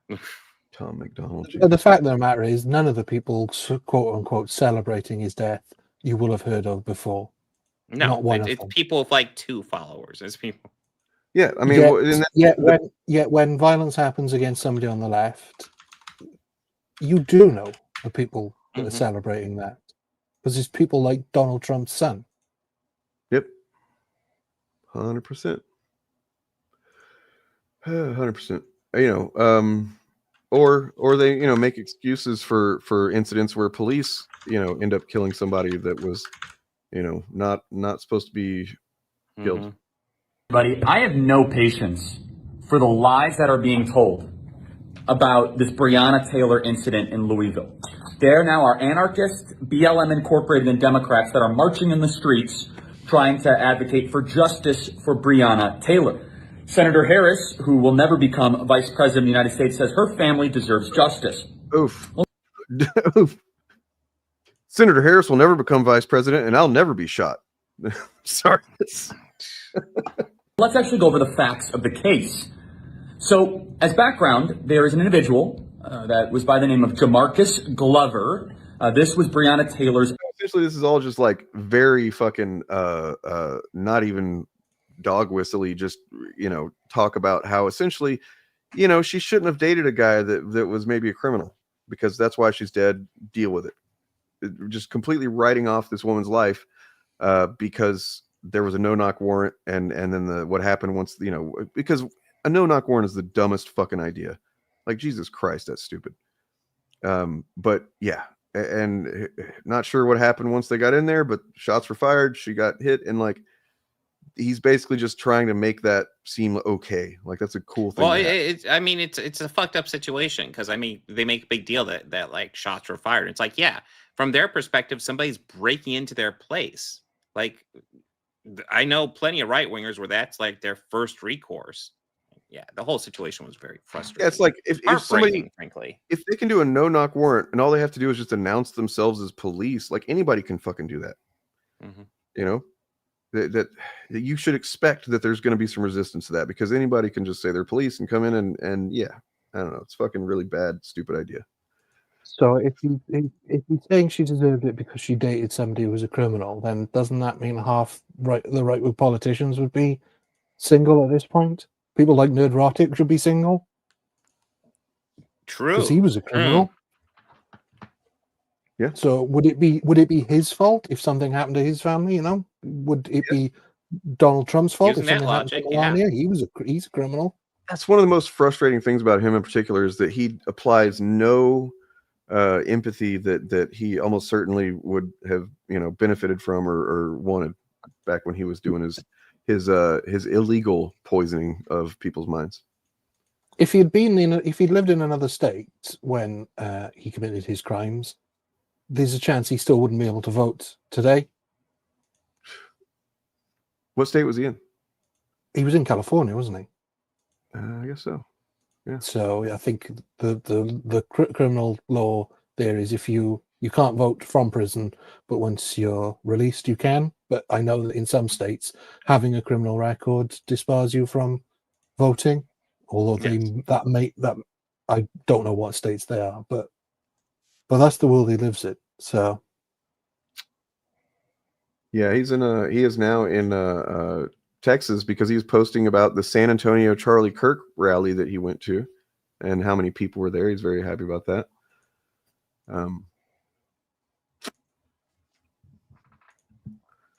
Yeah, Big Fieldy. Yes, he is. Tell him about it, Eric. Sell your merch, sir. Yeah. I actually was doing all the setup there, like setting it all up. If you're on my channel, there's a merch shop link in the top of it's pinned to the top of the chat, but I'll share it here too for anybody that wants to go there. Right now there's a shirt and a hat available in different colors that say I'm bored. There's a lot more merch coming. I have a bunch of designs made and it's shipping from Fourth Wall, which is a very quick company. I tested it out myself. It's the number one company that YouTubers use now to ship out merch. So you can get different colors too. So there's a hat and a shirt available. Check the shop again at the end of the month. There'll be new drops for the fall, hoodies and stuff like that. And it helps support the channel. And you'll get to wear the merch out there. I think it's cool to let people know you're bored. Why not? Yeah. I'm bored. But what happens if you're wearing that shirt and something exciting happens? I know. I don't know what happens then, but this catchphrase caught on so quickly. I see it in my comments now everywhere. So it's like, why is he bored? Like my favorite one is when why is he bored? But then he spends the whole video talking about something, and I'm like, that's the joke. Linkara, I don't think so. I have it connected through my Google account. I don't know if there's anything to do with Linkara. So yeah. Yeah, people not getting the premise of your video is that you're bored, so you decide to watch one of these very entertaining right-wing YouTubers in the hope that you will be unbored. Right, and then that never happens. I just get No, more because angry. they're It's all just really boring and the wrong. definition of insanity. One of these days. Anyway, I think all three of you should be thanking me at the moment, to be honest. For what? Taking Trump off your hand for a couple of days. Oh.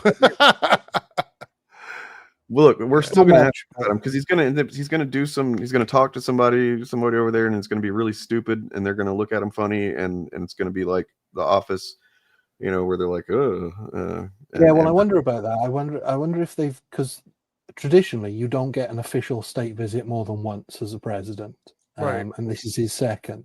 So I'm wondering if the reason for that is it's far more controlled, so he can't wander about on his own and get himself into mischief with our despicable scumbag politicians. What's the stated reason? Is it just, you know, economic shit? He wanted a state visit, and we export stuff to you, I guess. So I think it's about the tariffs again, because we still haven't actually agreed any sort of deal on that, despite what the right wing will tell you. Congrats to this guy for that. Look at that. Yeah, 100%. You know, Someone told me, I didn't notice this, but Birdman mentioned me in his video this past Yes, week. he did. Yeah. Yes. It's only a short video. Yeah. And it's dealing with one specific guy who harassed him. Yeah. Yeah.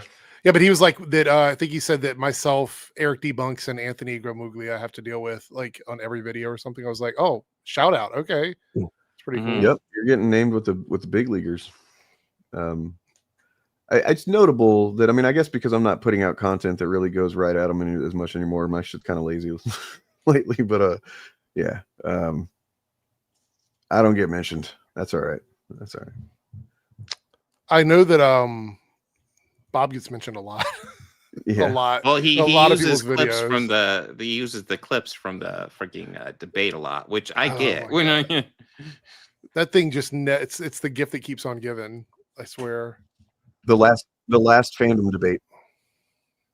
Yeah, pretty much. Yeah, it might be. Yeah, it might be. I mean, I can't get a debate with any of them now. I'll be honest. I knew there was a fandom for like kaiju stuff. I didn't realize there was specifically like this massive toxic Godzilla fandom. I didn't realize that existed. Well, I mean, if there's how toxic, there's going to be a toxic I mean, element to every fandom, I think. Yeah, I mean, there's a toxic element to the Genesis fandom. Like it exists in everything. It gets weird. Yeah, I don't know how big you the toxic element is. Didn't you know Genesis sucks after Pierre Gabriel left? Didn't you know that? It's like, I'm sorry, I didn't know. Well, I mean, yeah, everybody knows that. As far as I can tell from the stuff I've seen, he is the toxic element. Everybody in that community hates him. So. Yeah. But no, I was kind of shocked to hear him mention my name because, like I said, we don't really interact in that way. So when he name dropped me, I was like, what? Because I watched his videos and I was like, I clicked on it and I heard my name. It's like, wait, let me run that back. Was that me? It was me. Mentioned me. Okay. Well, you're probably in his algorithm because I know you've covered a couple of the same videos, so I'm sure that. Oh, you covered him, so that probably he probably saw that. Oh, yeah, Hey, that's true as well. Yeah. You guys know that our president is multi-talented? He's really? he's an artist. Yeah. I didn't know that. Jesus Christ. Yep. He's an artist. Brilliant artist. And as you can clearly see, he drew a woman. No, it's not a woman. I think it's maybe a girl that he drew. Yeah, it's like a woman. But yeah, but not like not. What like is that. a woman? What? Not that. Not that. You know, look, because that's another thing about all this stuff is everybody needs to remember to mention Epstein. You know what? Everybody mention Epstein once a day on social media. Just do your part. Because for one thing, that's what Charlie Kirk would want. For another thing, that's what Trump doesn't want. So, you know. I mean, I think it is worth wondering, where's the list? Why hasn't it been released? I mean, Trump said he would, didn't he? Did you see that fucking exchange with Kash Patel and Adam Schiff? Holy shit. Yeah, that was something else. That's wild, man. I think I downloaded it. I mean, this is the fucking head of the FBI, and he just looks like a little child or something. He always looks like that, though. He always looks as if he's been caught doing something that he shouldn't be. Yeah. While you're doing that up, whoever got the super chat here, thank you. The Fandom has to do new stuff with Toho Godzilla. I love 90s Godzilla. I enjoy the most Godzilla versus Space Godzilla as a classic. Yay, cool. I will say I need to watch more Godzilla. I love the original, and Godzilla -1 was, of course, fantastic. Yeah, it was. I finally saw that not long ago, or I guess a few months ago. I think it's like my daughter's favorite movie from that year. I got her the Blu-ray of it, and she watched it semi-regularly. We did actually watch the dub version once, and they do a good job dubbing it, but we did it for my son because we were like, yo, you might enjoy this movie, but he doesn't like subtitles. I do like the fact that the American version of the original as well is just the same film, but every now and again, Perry Mason turns up. Yeah, no, they do. They actually, like, if we're talking about the original, they do a really good job cutting in Raymond Burr into it. It works pretty effectively.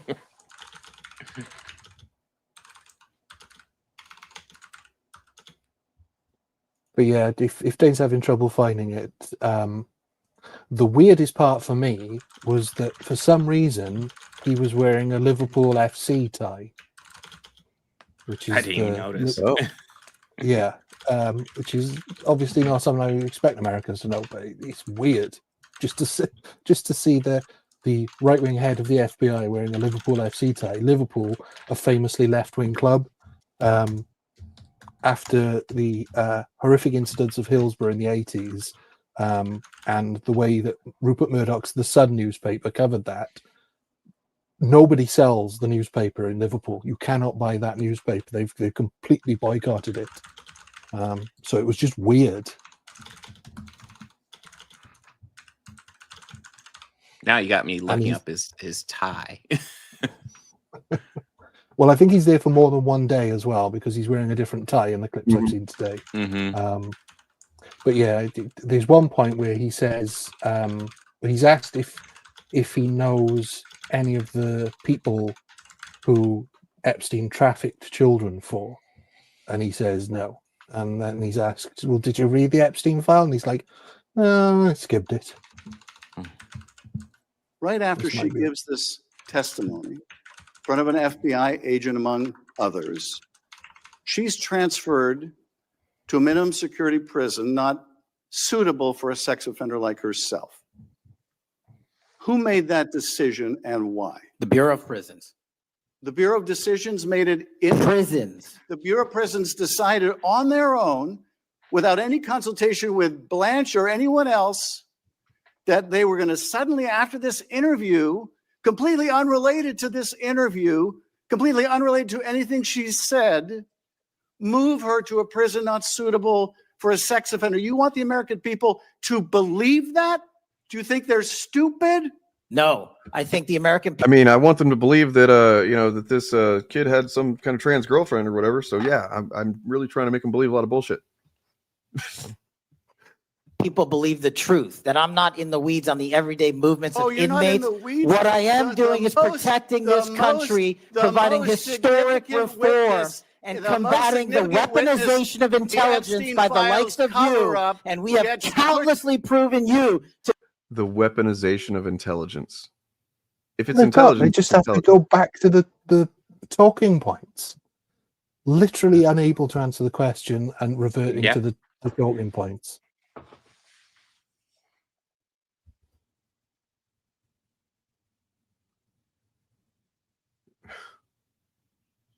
Be a liar in Russiagate, in January 6th. You are the biggest fraud to ever sit. Now look, this is the 21st century. Fascism will allow a few pick-me's as long as they toe the line. Okay, it's not that they hate all people of color. It's that they just don't want the poor ones to have any power. And if you're not a poor one and you will agree with everything they say, then you're cool in their book. The United States Senate, you are a disgrace to this institution and an utter coward. I'm not surprised. I'm not surprised that you continue to lie from your perch and put on a show so you can go raise money for your charade. You are a political buffoon at best. Well, you can take an internet troll. Take it to the bank that the FBI is protecting this country and the state and citizens of the California. Well, yeah, I mean, I knew that's what he meant. I still think it's kind of a weird thing to accuse. I don't think they hate him because like there was I happened upon a CNN article from 2021 the other day that if you remember back then when Mike Pillow visited the White House, Trump was in there the first time, and Mike Pillow went and visited, and some journalist got a picture of his notes while he was there, and the notes had like all kinds of suggestions he was going to make to Trump, and one of which was to get rid of the CIA director and put Kash Patel in there. So it's like Kash Patel is their guy for whatever reason. It's like, yeah, put him in there. So I don't know if he just like gives really good head or something. I don't know what his deal is, but yeah, Well, we are bringing historic reform. Point of order. But all you care about is a child sex predator that was prosecuted by a prior administration, and the Obama Justice Department and the Biden Justice Department did squat. And what?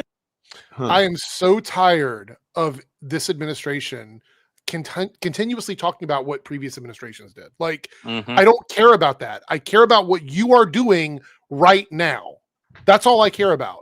And I wish more of these guys that are questioning would say, I don't want to hear about what the other administration did. Tell me what you're doing right now in this moment to tackle this issue, because that's why your boss was elected and the position you're in was appointed to you. The Obama administration didn't know anything because he hadn't been convicted of any federal crimes at that point. So there was literally nothing they could do for a start. Secondly, the Biden administration didn't know anything because he was dead. Yeah. So Epstein was dead. So what could they do? What the Trump administration have done, brave soldiers that they are, is they've moved her to a minimum security prison that is not suitable for sex offenders. So that's what they've done. That's what they've actually done. That's what the Trump administration has done. So all this bullshit that they try to rewrite history to say that Obama should have done something. But but the thing about it is some people would agree with that. I would agree that the previous administrations, like Democratic or Republican, didn't do enough on some of these issues. But the reason why they are there now is to course correct and not do the same thing that the previous administration did, which is why it's so stupid to continuously go back and go, well, this is what they did. I don't care. I want you to do the thing you were put here to do. You're supposedly here because you're better than the previous administration. So show us that you're better than the previous administration. That's why I keep hearing this. It's not just him. It's also what the dude for the I can't remember his name now. The one that took over for transportation, Secretary of Transportation, who was a reality TV show star. What is his name? He's blanking out of my mind now. He can't do anything. He's completely incapable of doing his job. So everything is the previous administration, the previous person. It's like you've been there long enough that you should start seeing some sort of action on your side that makes sense. Okay, fair enough. Even if I can see that the previous administration did things bad, you're still not telling me why what you're doing is better. You know what I mean? Like, this is why it just makes no sense. Saying that is narrative. That's what it is. It's just narrative for them. It doesn't actually mean anything. Okay, so I have a bit of news that is very, very breaking here. This happened earlier today. So apparently ABC has suspended Jimmy Kimmel Live for suggesting that the Charlie Kirk assassin was MAGA. I don't know the full details. I'm kind of just learning about it live on the air, but like, yeah, this is bad. Like, when I assume all of these corporations are just corrupt at this point. They're just they're all corrupt at this point, you know? Yeah. I don't know if I'd say Stephen Colbert was corrupt, but I mean, canceled. I'm saying that they're at least scared for their, they're fucking cowards. You know what I mean? They don't. You know what? What was it? Which was it? CBS or NBC? Which one was it? Was it 60 Minutes that ended up like giving in and paying? Yeah. Okay. Yeah. That was the beginning of the end of this, because if they would have gone to court over this and set some sort of standard on this, we wouldn't see all these companies turning over their bellies to these. So it's like, which, by the way, all the lawyers in the world pretty much were saying it's an easy win for them. If they it take it to is. court. They decided to capitulate to Trump. Yeah. It's because it's not about the money for them. It's because the other cards that the government holds, like being in charge of the FCC. That's the threat. They could literally pull the plug on these broadcasters' rights to broadcast, and they could surely cook up a reason for it. I'm sure they could easily cook up a reason for it. I mean, that's the And- whole reason and with Colbert, isn't it? By the way, just FYI, who owns ABC? Well, Disney owns Disney, the woke company that all these guys like to complain about. Well, They're gonna definitely Nerdrotic is gonna be fucking crowing about this for sure, like because they did it with Late Show, so there's definitely gonna do it with this. They're gonna fucking they love this cancel culture. Yeah, because they're hypocrites. They want cancel culture for everybody else, not for them, and that's always been their position. And anything they've said against cancel culture is a lie. Everything they've said about cancel culture is a lie. Everything they've said about free speech is a lie. As that post of what they're doing right now, but that post in particular that we looked at, Nerdrotic implicitly admits that he and all of these people are fascists. Fascists only care about power. They only care about using the aesthetics or the mechanisms that exist of institutions like free speech and stuff like that in order to gain power. Once they do, they will abandon that. They will use the stones to destroy the stones, so to speak. Well, Yeah. Avenger, we are supposed to be like a kind of nerd show, so cancel culture is real and it's here. Yes. I've seen a few people, more than I can probably count on one hand, that were victims of cancel culture or say they were victims of cancel culture, cheering all this on. And when I made my video and I talked about, my stance on gun violence in this country, I said that I would not be logically consistent if I changed my opinion on gun violence because I didn't like someone who was affected by gun violence. Like, that would not be logically consistent. It also is not logically consistent to say that the necessary thing that I'm against is cancel culture, but when it happens to someone else, all of a sudden it doesn't matter to me. This means they never stood for that from the beginning. And I think we just need to keep reminding everyone of this. Like, these are things that the free speech, the cancel culture stuff, this is all foundational stuff that these guys built their channels on. They can't run away from this, and I'm not going to let them run away from this. I'm going to mention it in every video where they talk about this that I react to, that they have built their foundation on absolute free speech and no cancel culture. And anytime they try to side on this now, I'm going to bring it up. Controversy is growing after several public employees were reportedly fired over social media posts they made related to Kirk's killing. Tonight, we're learning an area firefighter was terminated while a teacher is under investigation. So what are the legal limits when it comes to free speech and employment? KENS 5 reporter Mike Jimenez spoke with legal experts to find out. Local opponents of Charlie Kirk. Yeah, and by the way, I have 4 videos downloaded of various local news segments like this covering the exact same thing, but in their area. So it's happening everywhere. There was a guy that was working on Street Fighter or something like that in Australia. He got fired, and then one of his people above him was pissed off about that and left too because of it. There's the Red Hood comic book that got canceled the same day that the first issue came out because the writer, who is trans, who has every reason to be, apathetic to Charlie Kirk dying, said something, there's kind of. I'd say it's distasteful, but sure, yeah.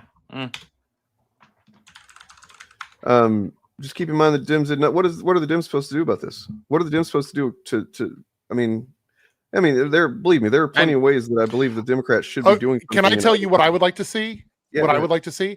I would like to see some sort of organization and mobilization of the leadership in Democrats and not a lot of this platforming stuff they're doing on social media. I want to see them come together as a group, make some joint statements, come up with some sort of committee or something that sort of works in connection with each other to try and figure out a way to go up against this instead of just going on social media and trying to placate to Trump. I feel like a lot of them individually have said some good stuff, but I'd like to see a mobilization of our Democratic leadership, because otherwise we have no plan on how to deal with this as the years go through, like as we go on to the next 3 years. And let me also say Chuck Schumer needs to fucking retire. He But is the not Baileys. equipped for this. What about the Baileys? Have you seen that segment? Because it's pretty frustrating. Get this fucking piece of shit off the screen. Yeah. Just last week, just after we heard the breaking news of Charlie Kirk being shot, these motherfuckers were complaining that Graham Linehan was being cancelled. Yeah. Right. Same And week. yet, we're in the same week, and all of a sudden, 180, complete 180. Mm-hmm. Now they want to say, because as we correctly stated, Linehan wasn't in trouble for that. He was in trouble for threatening violence. None of these people celebrating Charlie Kirk's death are threatening violence. I And guarantee so you many they of will them aren't even celebrate actually Jimmy celebrating Kimmel his being death. pulled. Many of them are just saying, "Oh, that sucks. I guess he shouldn't have said stuff that would piss people off enough to shoot him or something like that." You know. I mean, some of them are just quoting him and being fired because of it. There's that the Post editorial writer that was apparently the last black woman at the Post.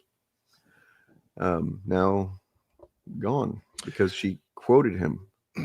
I saw this earlier about Reddit, Steam, Twitch, Discord being called to congressional hearing or whatever. I'm curious to see which side of this the Congress falls on. Like, is everybody questioning them, or is this just like a right-wing thing? Because I'll be honest, I do believe there are some places, especially on Steam. There's some awful stuff on Steam, to be honest. And Reddit does have some questionable communities. But also the thing is, this goes into free speech. Like what are we talking about here? You know what I mean? Like, there's stuff that people say that I don't like, and we have to fight to inform people about the truth. But also it skates a fine line on what is free speech. Like, what will they allow? And also, I want to remind everyone, Trump said, like, I think the very first week that he was in office, free speech is returned to the United States. I mean, I guess no. I guess it hasn't. I mean, is it the Wild West or is it not the Wild West? I mean, that's really what I'm wondering. Yeah, Neon, but that's what I'm saying. Like, I wonder if they're going to cover that, or is this more of like a right-wing thing where it's like all the leftists on here are bad? You know what I mean? Like, I don't know what they're going to do, because if they cover the Nazi shit on Steam, like the what is it? The one now reporting Charlie Kirk people on Steam or whatever, the Charlie Kirk detector. Hi, it's me, your boyfriend / girlfriend / stay friends, favorite content creator. And we have another detector. Just another detector. And let's just get into it. Just get into it. Okay, so when this started, it only had like 61 followers. Now it has 5,000 followers.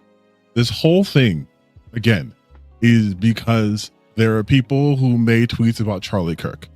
Like, this is what we're doing now. We just make lists now.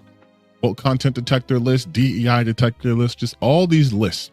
And here's now, what would you guys think that the goal of making a list, if you are almost admittedly a fascist and supporting a fascist regime, what do you think of making I mean, to go after and harass people and cancel them. I mean, that's the whole point, right? Sure, yeah. But like, if let's say the administration got a hold of that, what would the administration do with that kind of list, is what I'm saying. They would hope that there are people that are not legally here so they can get rid of them. I mean, there's all kinds of ways it could go, to be honest. Yeah. Everybody loves a list, right? Yeah. So wait, what was it here? So it's a TOS thing, not a government thing. See, that's the issue though. That would be the same way with like ABC, NBC, all these other things. It should be a corporate thing within their corporate structure. But when the government, like Trump's government, is the most corrupt government I think we've ever had. They will look for every loophole they can to try and get what they want out of somebody, even if it's not legal.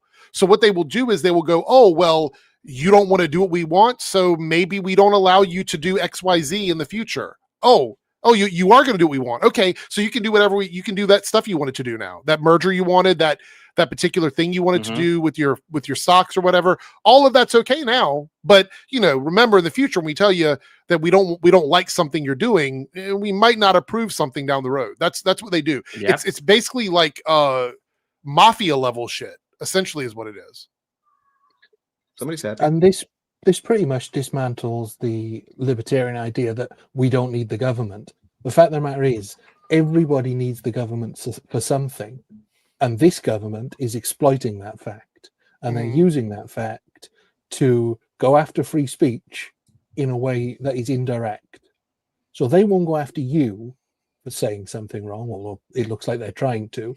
but they will go after, if you say something wrong on a particular website, they will then go after that website. Right. So they say, we're not attacking your free speech. You can still say what you want, just not on this website. Yeah. The left is desperately trying to gaslight you about Bethesda's Indiana Jones post. What does it have to do with Charlie Kirk? Bethesda knew exactly what they were doing just 3 days after Microsoft's post on the matter. What? Look, my thing about this is the same thing I said when I spoke with you yesterday about this, is they understand in their mind, they know what like allegories and dog whistling and stuff is. They just don't want to admit when it's on their side. So they're projecting, like they always do, that something must mean something else because that's what we do, right? With the right wingers, whatever we do, like we wouldn't do something without projecting, or dog whistling to somebody. So that must be what they're doing, because that's what I would do if I were in their position. It's all projection with them. This is crazy, dude. Like this fucking post, this particular post and everything. Smash JT. Rumor, was it the community manager at Bethesda who posted the now deleted fascist video? And by the fascist video, it is literally this. You don't care much about those fascists, do you? He's talking to a cat. By the way, it's Indiana Jones, a famous Nazi puncher. Like that is one of his big things, man. And they're just like, here's all the information about this person. Could be this person. The company's infested. Oh, that's definitely not historically fucking awesome language. I also want to point out there should never be a time where you ever defend a company speaking out against fascism and Nazism. Like there should never be a time that you do that in any regard, unless you believe that the person that they're doing it towards is someone you support that is in fact a fascist. Mm-hmm. That would be the only reason you would do that. Same thing where I said I posted that thing about paint on the sidewalk, chalk on the sidewalk, and somebody comes in and goes, why is this about Charlie Kirk? No mention of Charlie Kirk whatsoever, but for some reason you think that it is. Look at this shit.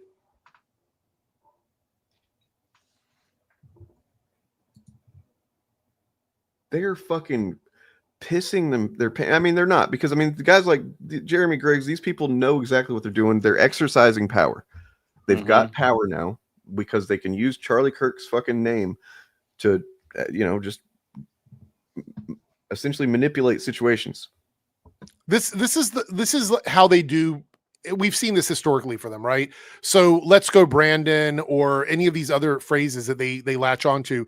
They say this instead of saying what they really want to say. So Charlie Kirk embodies all of the negative stuff that they believe about people. And since they can just say his name everywhere, they can do that and say everything that Charlie Kirk would have said without typing it all out. So RIP Charlie Kirk for them has become like, I'm saying that I hate black people. I hate gay people. You know what I mean? Like for them, that's what this is at this point. Yeah. If you want to give yourselves a bit of a laugh, though, and if you want to see somebody really grifting over Charlie Kirk's death, then you guys remember Mike Zero? I've never covered him, although he got views. Yeah. Check out his YouTube at the moment. It is crazy. It used to be just all fandom stuff. Like it was literally like clickbait Marvel and DC stuff for the longest time. In Star Wars. All Charlie Kirk now? Star Trek. It's all Charlie Kirk. Well, I've got something that might be crazier I know than that. You prepare yourselves for this shit.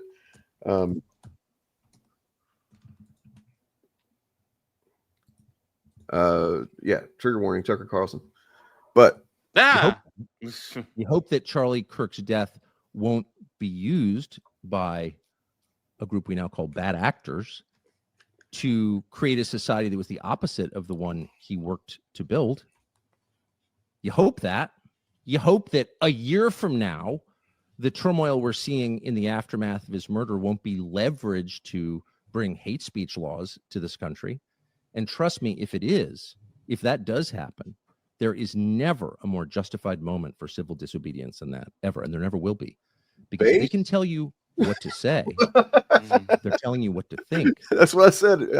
I knew it was going to be crazy. I hadn't heard it, but I read. Look, again, Tucker Carlson, somebody I don't like, but recently he's had a lot of rational takes about things, and this is one of those moments. It's weird. I mean, it's almost, yeah, I don't know. Because I think Tucker sees the bigger picture. The bigger picture is he knows he's not getting big money from any of these guys anymore, and he knows that free speech oppression is something that will not just affect people on the left. It's going to affect everybody. So I see. I don't think Tucker Carlson is much. I mean, he has some fucking shitty beliefs, and that he's not our friend. He's not our ally. We're not going to, say he's a good guy or anything. But he, like Eric is saying, he is a more free agent now. And I think that, like, for instance, I mean, this is the kind of person he is. He is someone who vehemently hated Trump, did not like Trump being president, and yet would, make content for Fox News constantly every day. Which is probably why he's out of a job now. This is probably why he's been blacklisted, is because all the pro-Trump people don't want to align themselves with Tucker Carlson. But I mean, here he's right, and he's making a good point. He seems to be actually standing on a principle, or conservative principle. He's standing on what he says Charlie Kirk actually believes, and I think that's wrong. I think Charlie Kirk would love what they're doing right now. I firmly believe that he, if not, I actually raised. If it was somebody else, Charlie Kirk would be doing the same thing. Yes, I said yesterday it's entirely possible, because Charlie Kirk was not a stupid person. He's a very rich person who had a lot of investment in him. He understood that what he was doing could potentially be dangerous. He also just could understood, I'm sure, that he could die for whatever reason. And I wouldn't be surprised if this wasn't kind of part of his will. I don't think he's dog whistling crawling chaos. I don't think Tucker minces words typically. No, he's saying literally that what's happening is not good. There is nothing. Hard to know what his genuine position is on anything, because he will say whatever makes him the most money. They don't consider you human. They don't believe you have a soul. A human being with a soul, a free man, has a right to say what he believes, not to hurt other people, but to express his views. You hope that. You hope that Charlie Kirk's death won't be used by a group we now call bad actors. So yeah, this is a good point. Like, we don't know what his actual agenda is. It could be that he just simply does believe that this is not this is out of line with conservative principles, because it is what their stated views are supposed to be. That what they're doing is very much right up against it. I think for me, my opinions about these guys, I'm very vocal about them. I don't like Tucker Carlson. I don't think he's a good person. I still think he's a garbage person. He's a piece of shit. But I think what we have to be aware of is when people on that side are speaking out against things that side is doing, that is ultimately a net positive in the material sense. That means that there are some people in that group that do not buy into Trumpism. You know what I mean? So I'm never going to agree with him on anything socially. But I do agree with him that this is a free speech problem. And I think there are some issues that sides do align on who are actually still on some sort of a side. I think the Trump community is not a side. It's a cabal. My two theories on this right now that I just kind of realized that, well, one of them is that, as Bob is saying here, Bob, old ways Bob, that he doesn't, the underlying thing would be that he doesn't have faith in Trump to maintain what he's trying to achieve right now. Right. Therefore, Trump goes for this power grab and this clamp down and stuff, and then loses it all. That whatever hate speech laws that get implemented are going to be used in the other direction once Democrats. Just say that to quote an idiot. If I were a cynical man, I would say that Tucker is worried that eventually the Democrats will get in, and any hate speech law that the conservatives write can be used against people like Tucker Carlson. I would go even further than that. I think he believes that anyone who doesn't like Trump, who's on the right, will also get censored if these hate speech laws come out. So right now it would affect his livelihood, because if those hate speech laws go into effect, they could essentially be like, you can't talk bad about Trump, and then he would lose his livelihood. So I think there is a little bit of self-preservation in the present tense. Like, he's worried about it happening while Trump is still in power. Then there's the other thing, which Fieldy brings up, and I have seen this suggested for various hints previously. So there was he was being interviewed by somebody, or he interviewed somebody, and they'd said something about, what about running for president? And he goes, oh no, he does this silly laugh. He's like, oh no, he's like, no, I'm not going to run for president. And they're like, well, what, why not? And he's like, well, I would have to be called by God to do that. To me, I watching that, I was like, oh well, he's not going to run for president then. then I guess whoever it was in the video that posted the video was commenting on it, was like, that's him setting the stage for being called by God to run for president. Yep. I was like, damn, that might be accurate. So yeah, it could be that that's part of it, the calculation that he doesn't want to, he was against this, so he can say that he's against it whenever it comes time to campaign. Who knows? But one thing we know for sure, he's not to be trusted. His intentions, his goals are not aligned with the general working class, the people, average person. So yeah. I mean, look, the government might own TikTok by the end of this week. That's not good, you know. Well, we know that they are circumventing a government-owned TikTok by having a company that the government is aligned with owning TikTok. So it's essentially the same thing. Again, a corrupt government, like I said before. It's a corrupt government. Yeah, kind of like how Trump divested all of his business interests whenever he was president. I also want to point out that I said from the get-go that the value of TikTok is in the algorithm and the globalization of TikTok. Once you remove those two things, it becomes of no value, which is why that idea of having an American-only TikTok was never going to happen, because the market value of it would be so low, there'd be no point. So I think they realized that. And, money changed hands behind the scenes, which is why nobody's really been talking about it. And essentially what's going to happen is, for American users on TikTok, everything will just look and seem the same. And you'll never know anything changed, except behind the scenes, somebody's pockets are getting lined by money coming through from TikTok as essentially keep quiet money for them so they can keep running in the United States. That's pretty much what it is. It's hard to tell. It's it's kind of impossible. And I don't think that he would be as chaotic, but he could be more effective. Yeah, I don't think he's as dumb as Trump, and I don't know if that's necessarily good or bad, because he could be more effective. You know what I mean? At the same time, kind of the same thing with JD Vance. Well, not exactly, because JD Vance is very unlikable.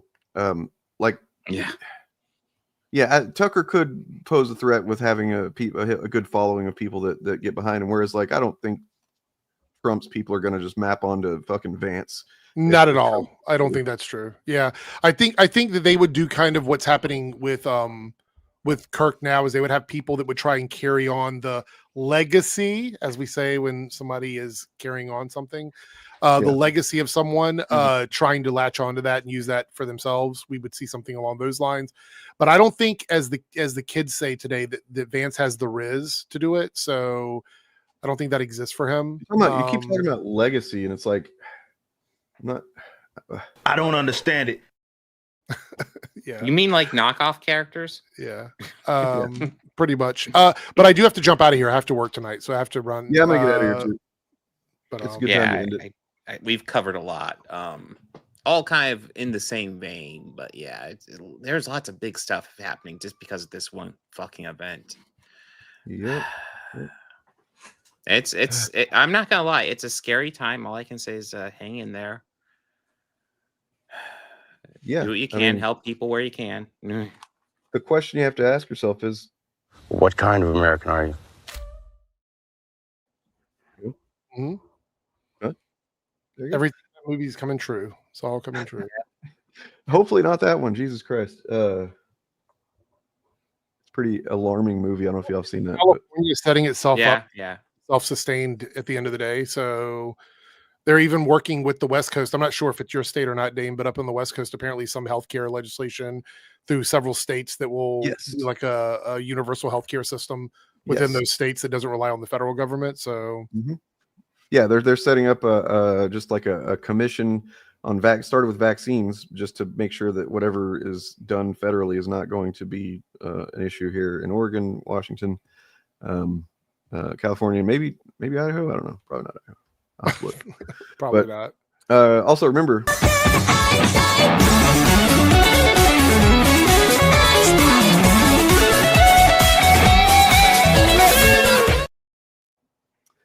Yep. He's gonna be playing notes for a while. He's gonna be playing. He's still going.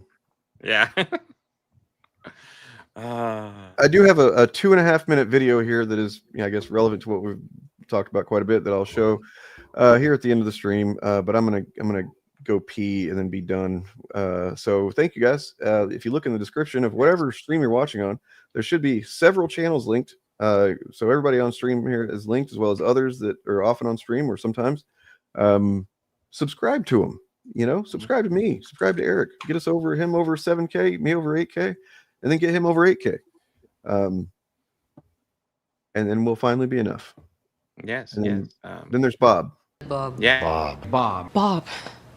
Bob. Bob. Bob. Bob. Many times. Jesus Christ! Stop saying Bob. Listen. I don't say this lightly, but if you get us all to over 100K subscribers by the end of the month, I will let them ride me into the sunset or whatever. Oh, wow. And what are we gonna do? Just like ride Bob into the sky? Yes. Into the sky. That's it. Yeah. Whatever. We'll make that happen. Okay. set Just me get us up. all to 100K by the end of the month. Yeah, so- If we don't get to, if Bob doesn't get to that, then well, How would you like to die today, Bob? Oh fuck! If you- Please, please. If you're looking for a Halloween costume this year, Bob, get that blonde wig. Oh God. But yeah, I got a Nerdrotic video coming out just like Eric, so you get a double punch of Nerdrotic. We apologize, but yes. Then I got podcasts, I got streams coming up next week. It's exciting. yep. That's what we should do for sure. I'll be Bob honest. I'm probably not going to get a Halloween costume this year because I don't have the kids this year. So Bob's your uncle, allegedly. All right. Ryan is No. nothing but media. You can subscribe to him as well, and you should. He doesn't do any of this politicized crap that we do. He's neutral over there. He's unbiased. He just talks about good old fashioned media that never had any kind of perspective in it that was challenging or contrary to popular views or anything like that, right? Politics in any of the stuff I cover at all, even the one coming up in a couple of weeks, which is about government surveillance, which is completely apolitical. I mean, one of the things I love about watching Star Trek is how apolitical it is. It's just never any politics in it. Yeah. What was the thing you mentioned earlier? Just talk about that. The original series incident that. Oh, the Edith Keeler thing, sitting on the edge of forever. Probably my favorite original series episode. When Kirk had to let Edith Keeler die to prevent the rise of fascism in the United States. Oh, wow. Apparently he let her live in this time. Yes, that's the timeline we're in, guys. Cool. God damn it, Kirk. Our Kirk sucks. Man, why is Obama post on X? That doesn't seem like it's very friendly to him. Anyways, yeah, you guys are fun. Love talking to y'all. Have a good one. Here's this video clip. You should stay and watch this, guys. Everybody knows who Charlie Kirk is. If they don't know the name, they know the face. And he's reaching millions with these pearls of wisdom.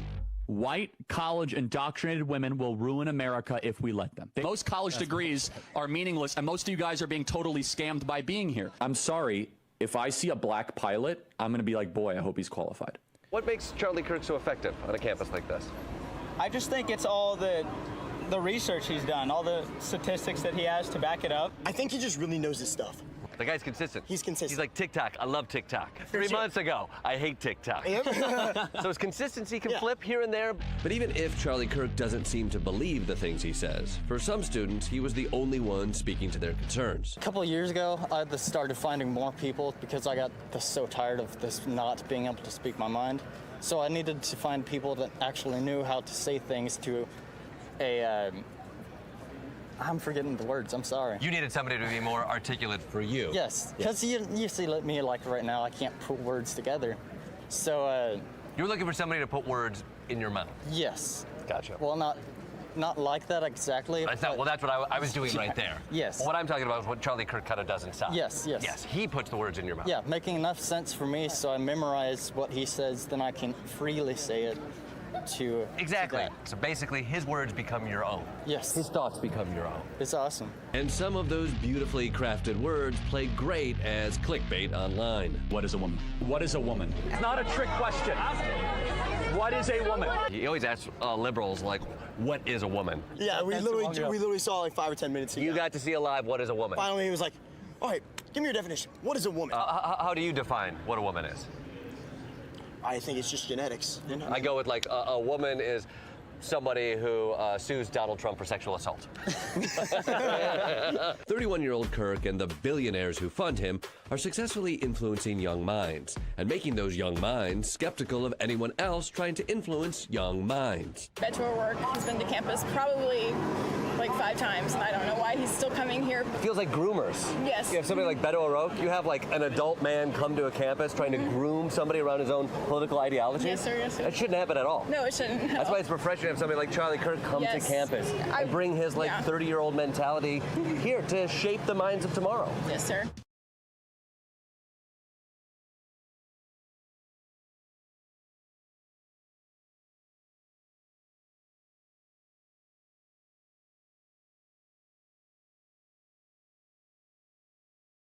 Like, what, like the thing where you like, right, you do that, you sprinkle it on top. It adds a little like spice, actually. Yeah. It comes, you guys should try it.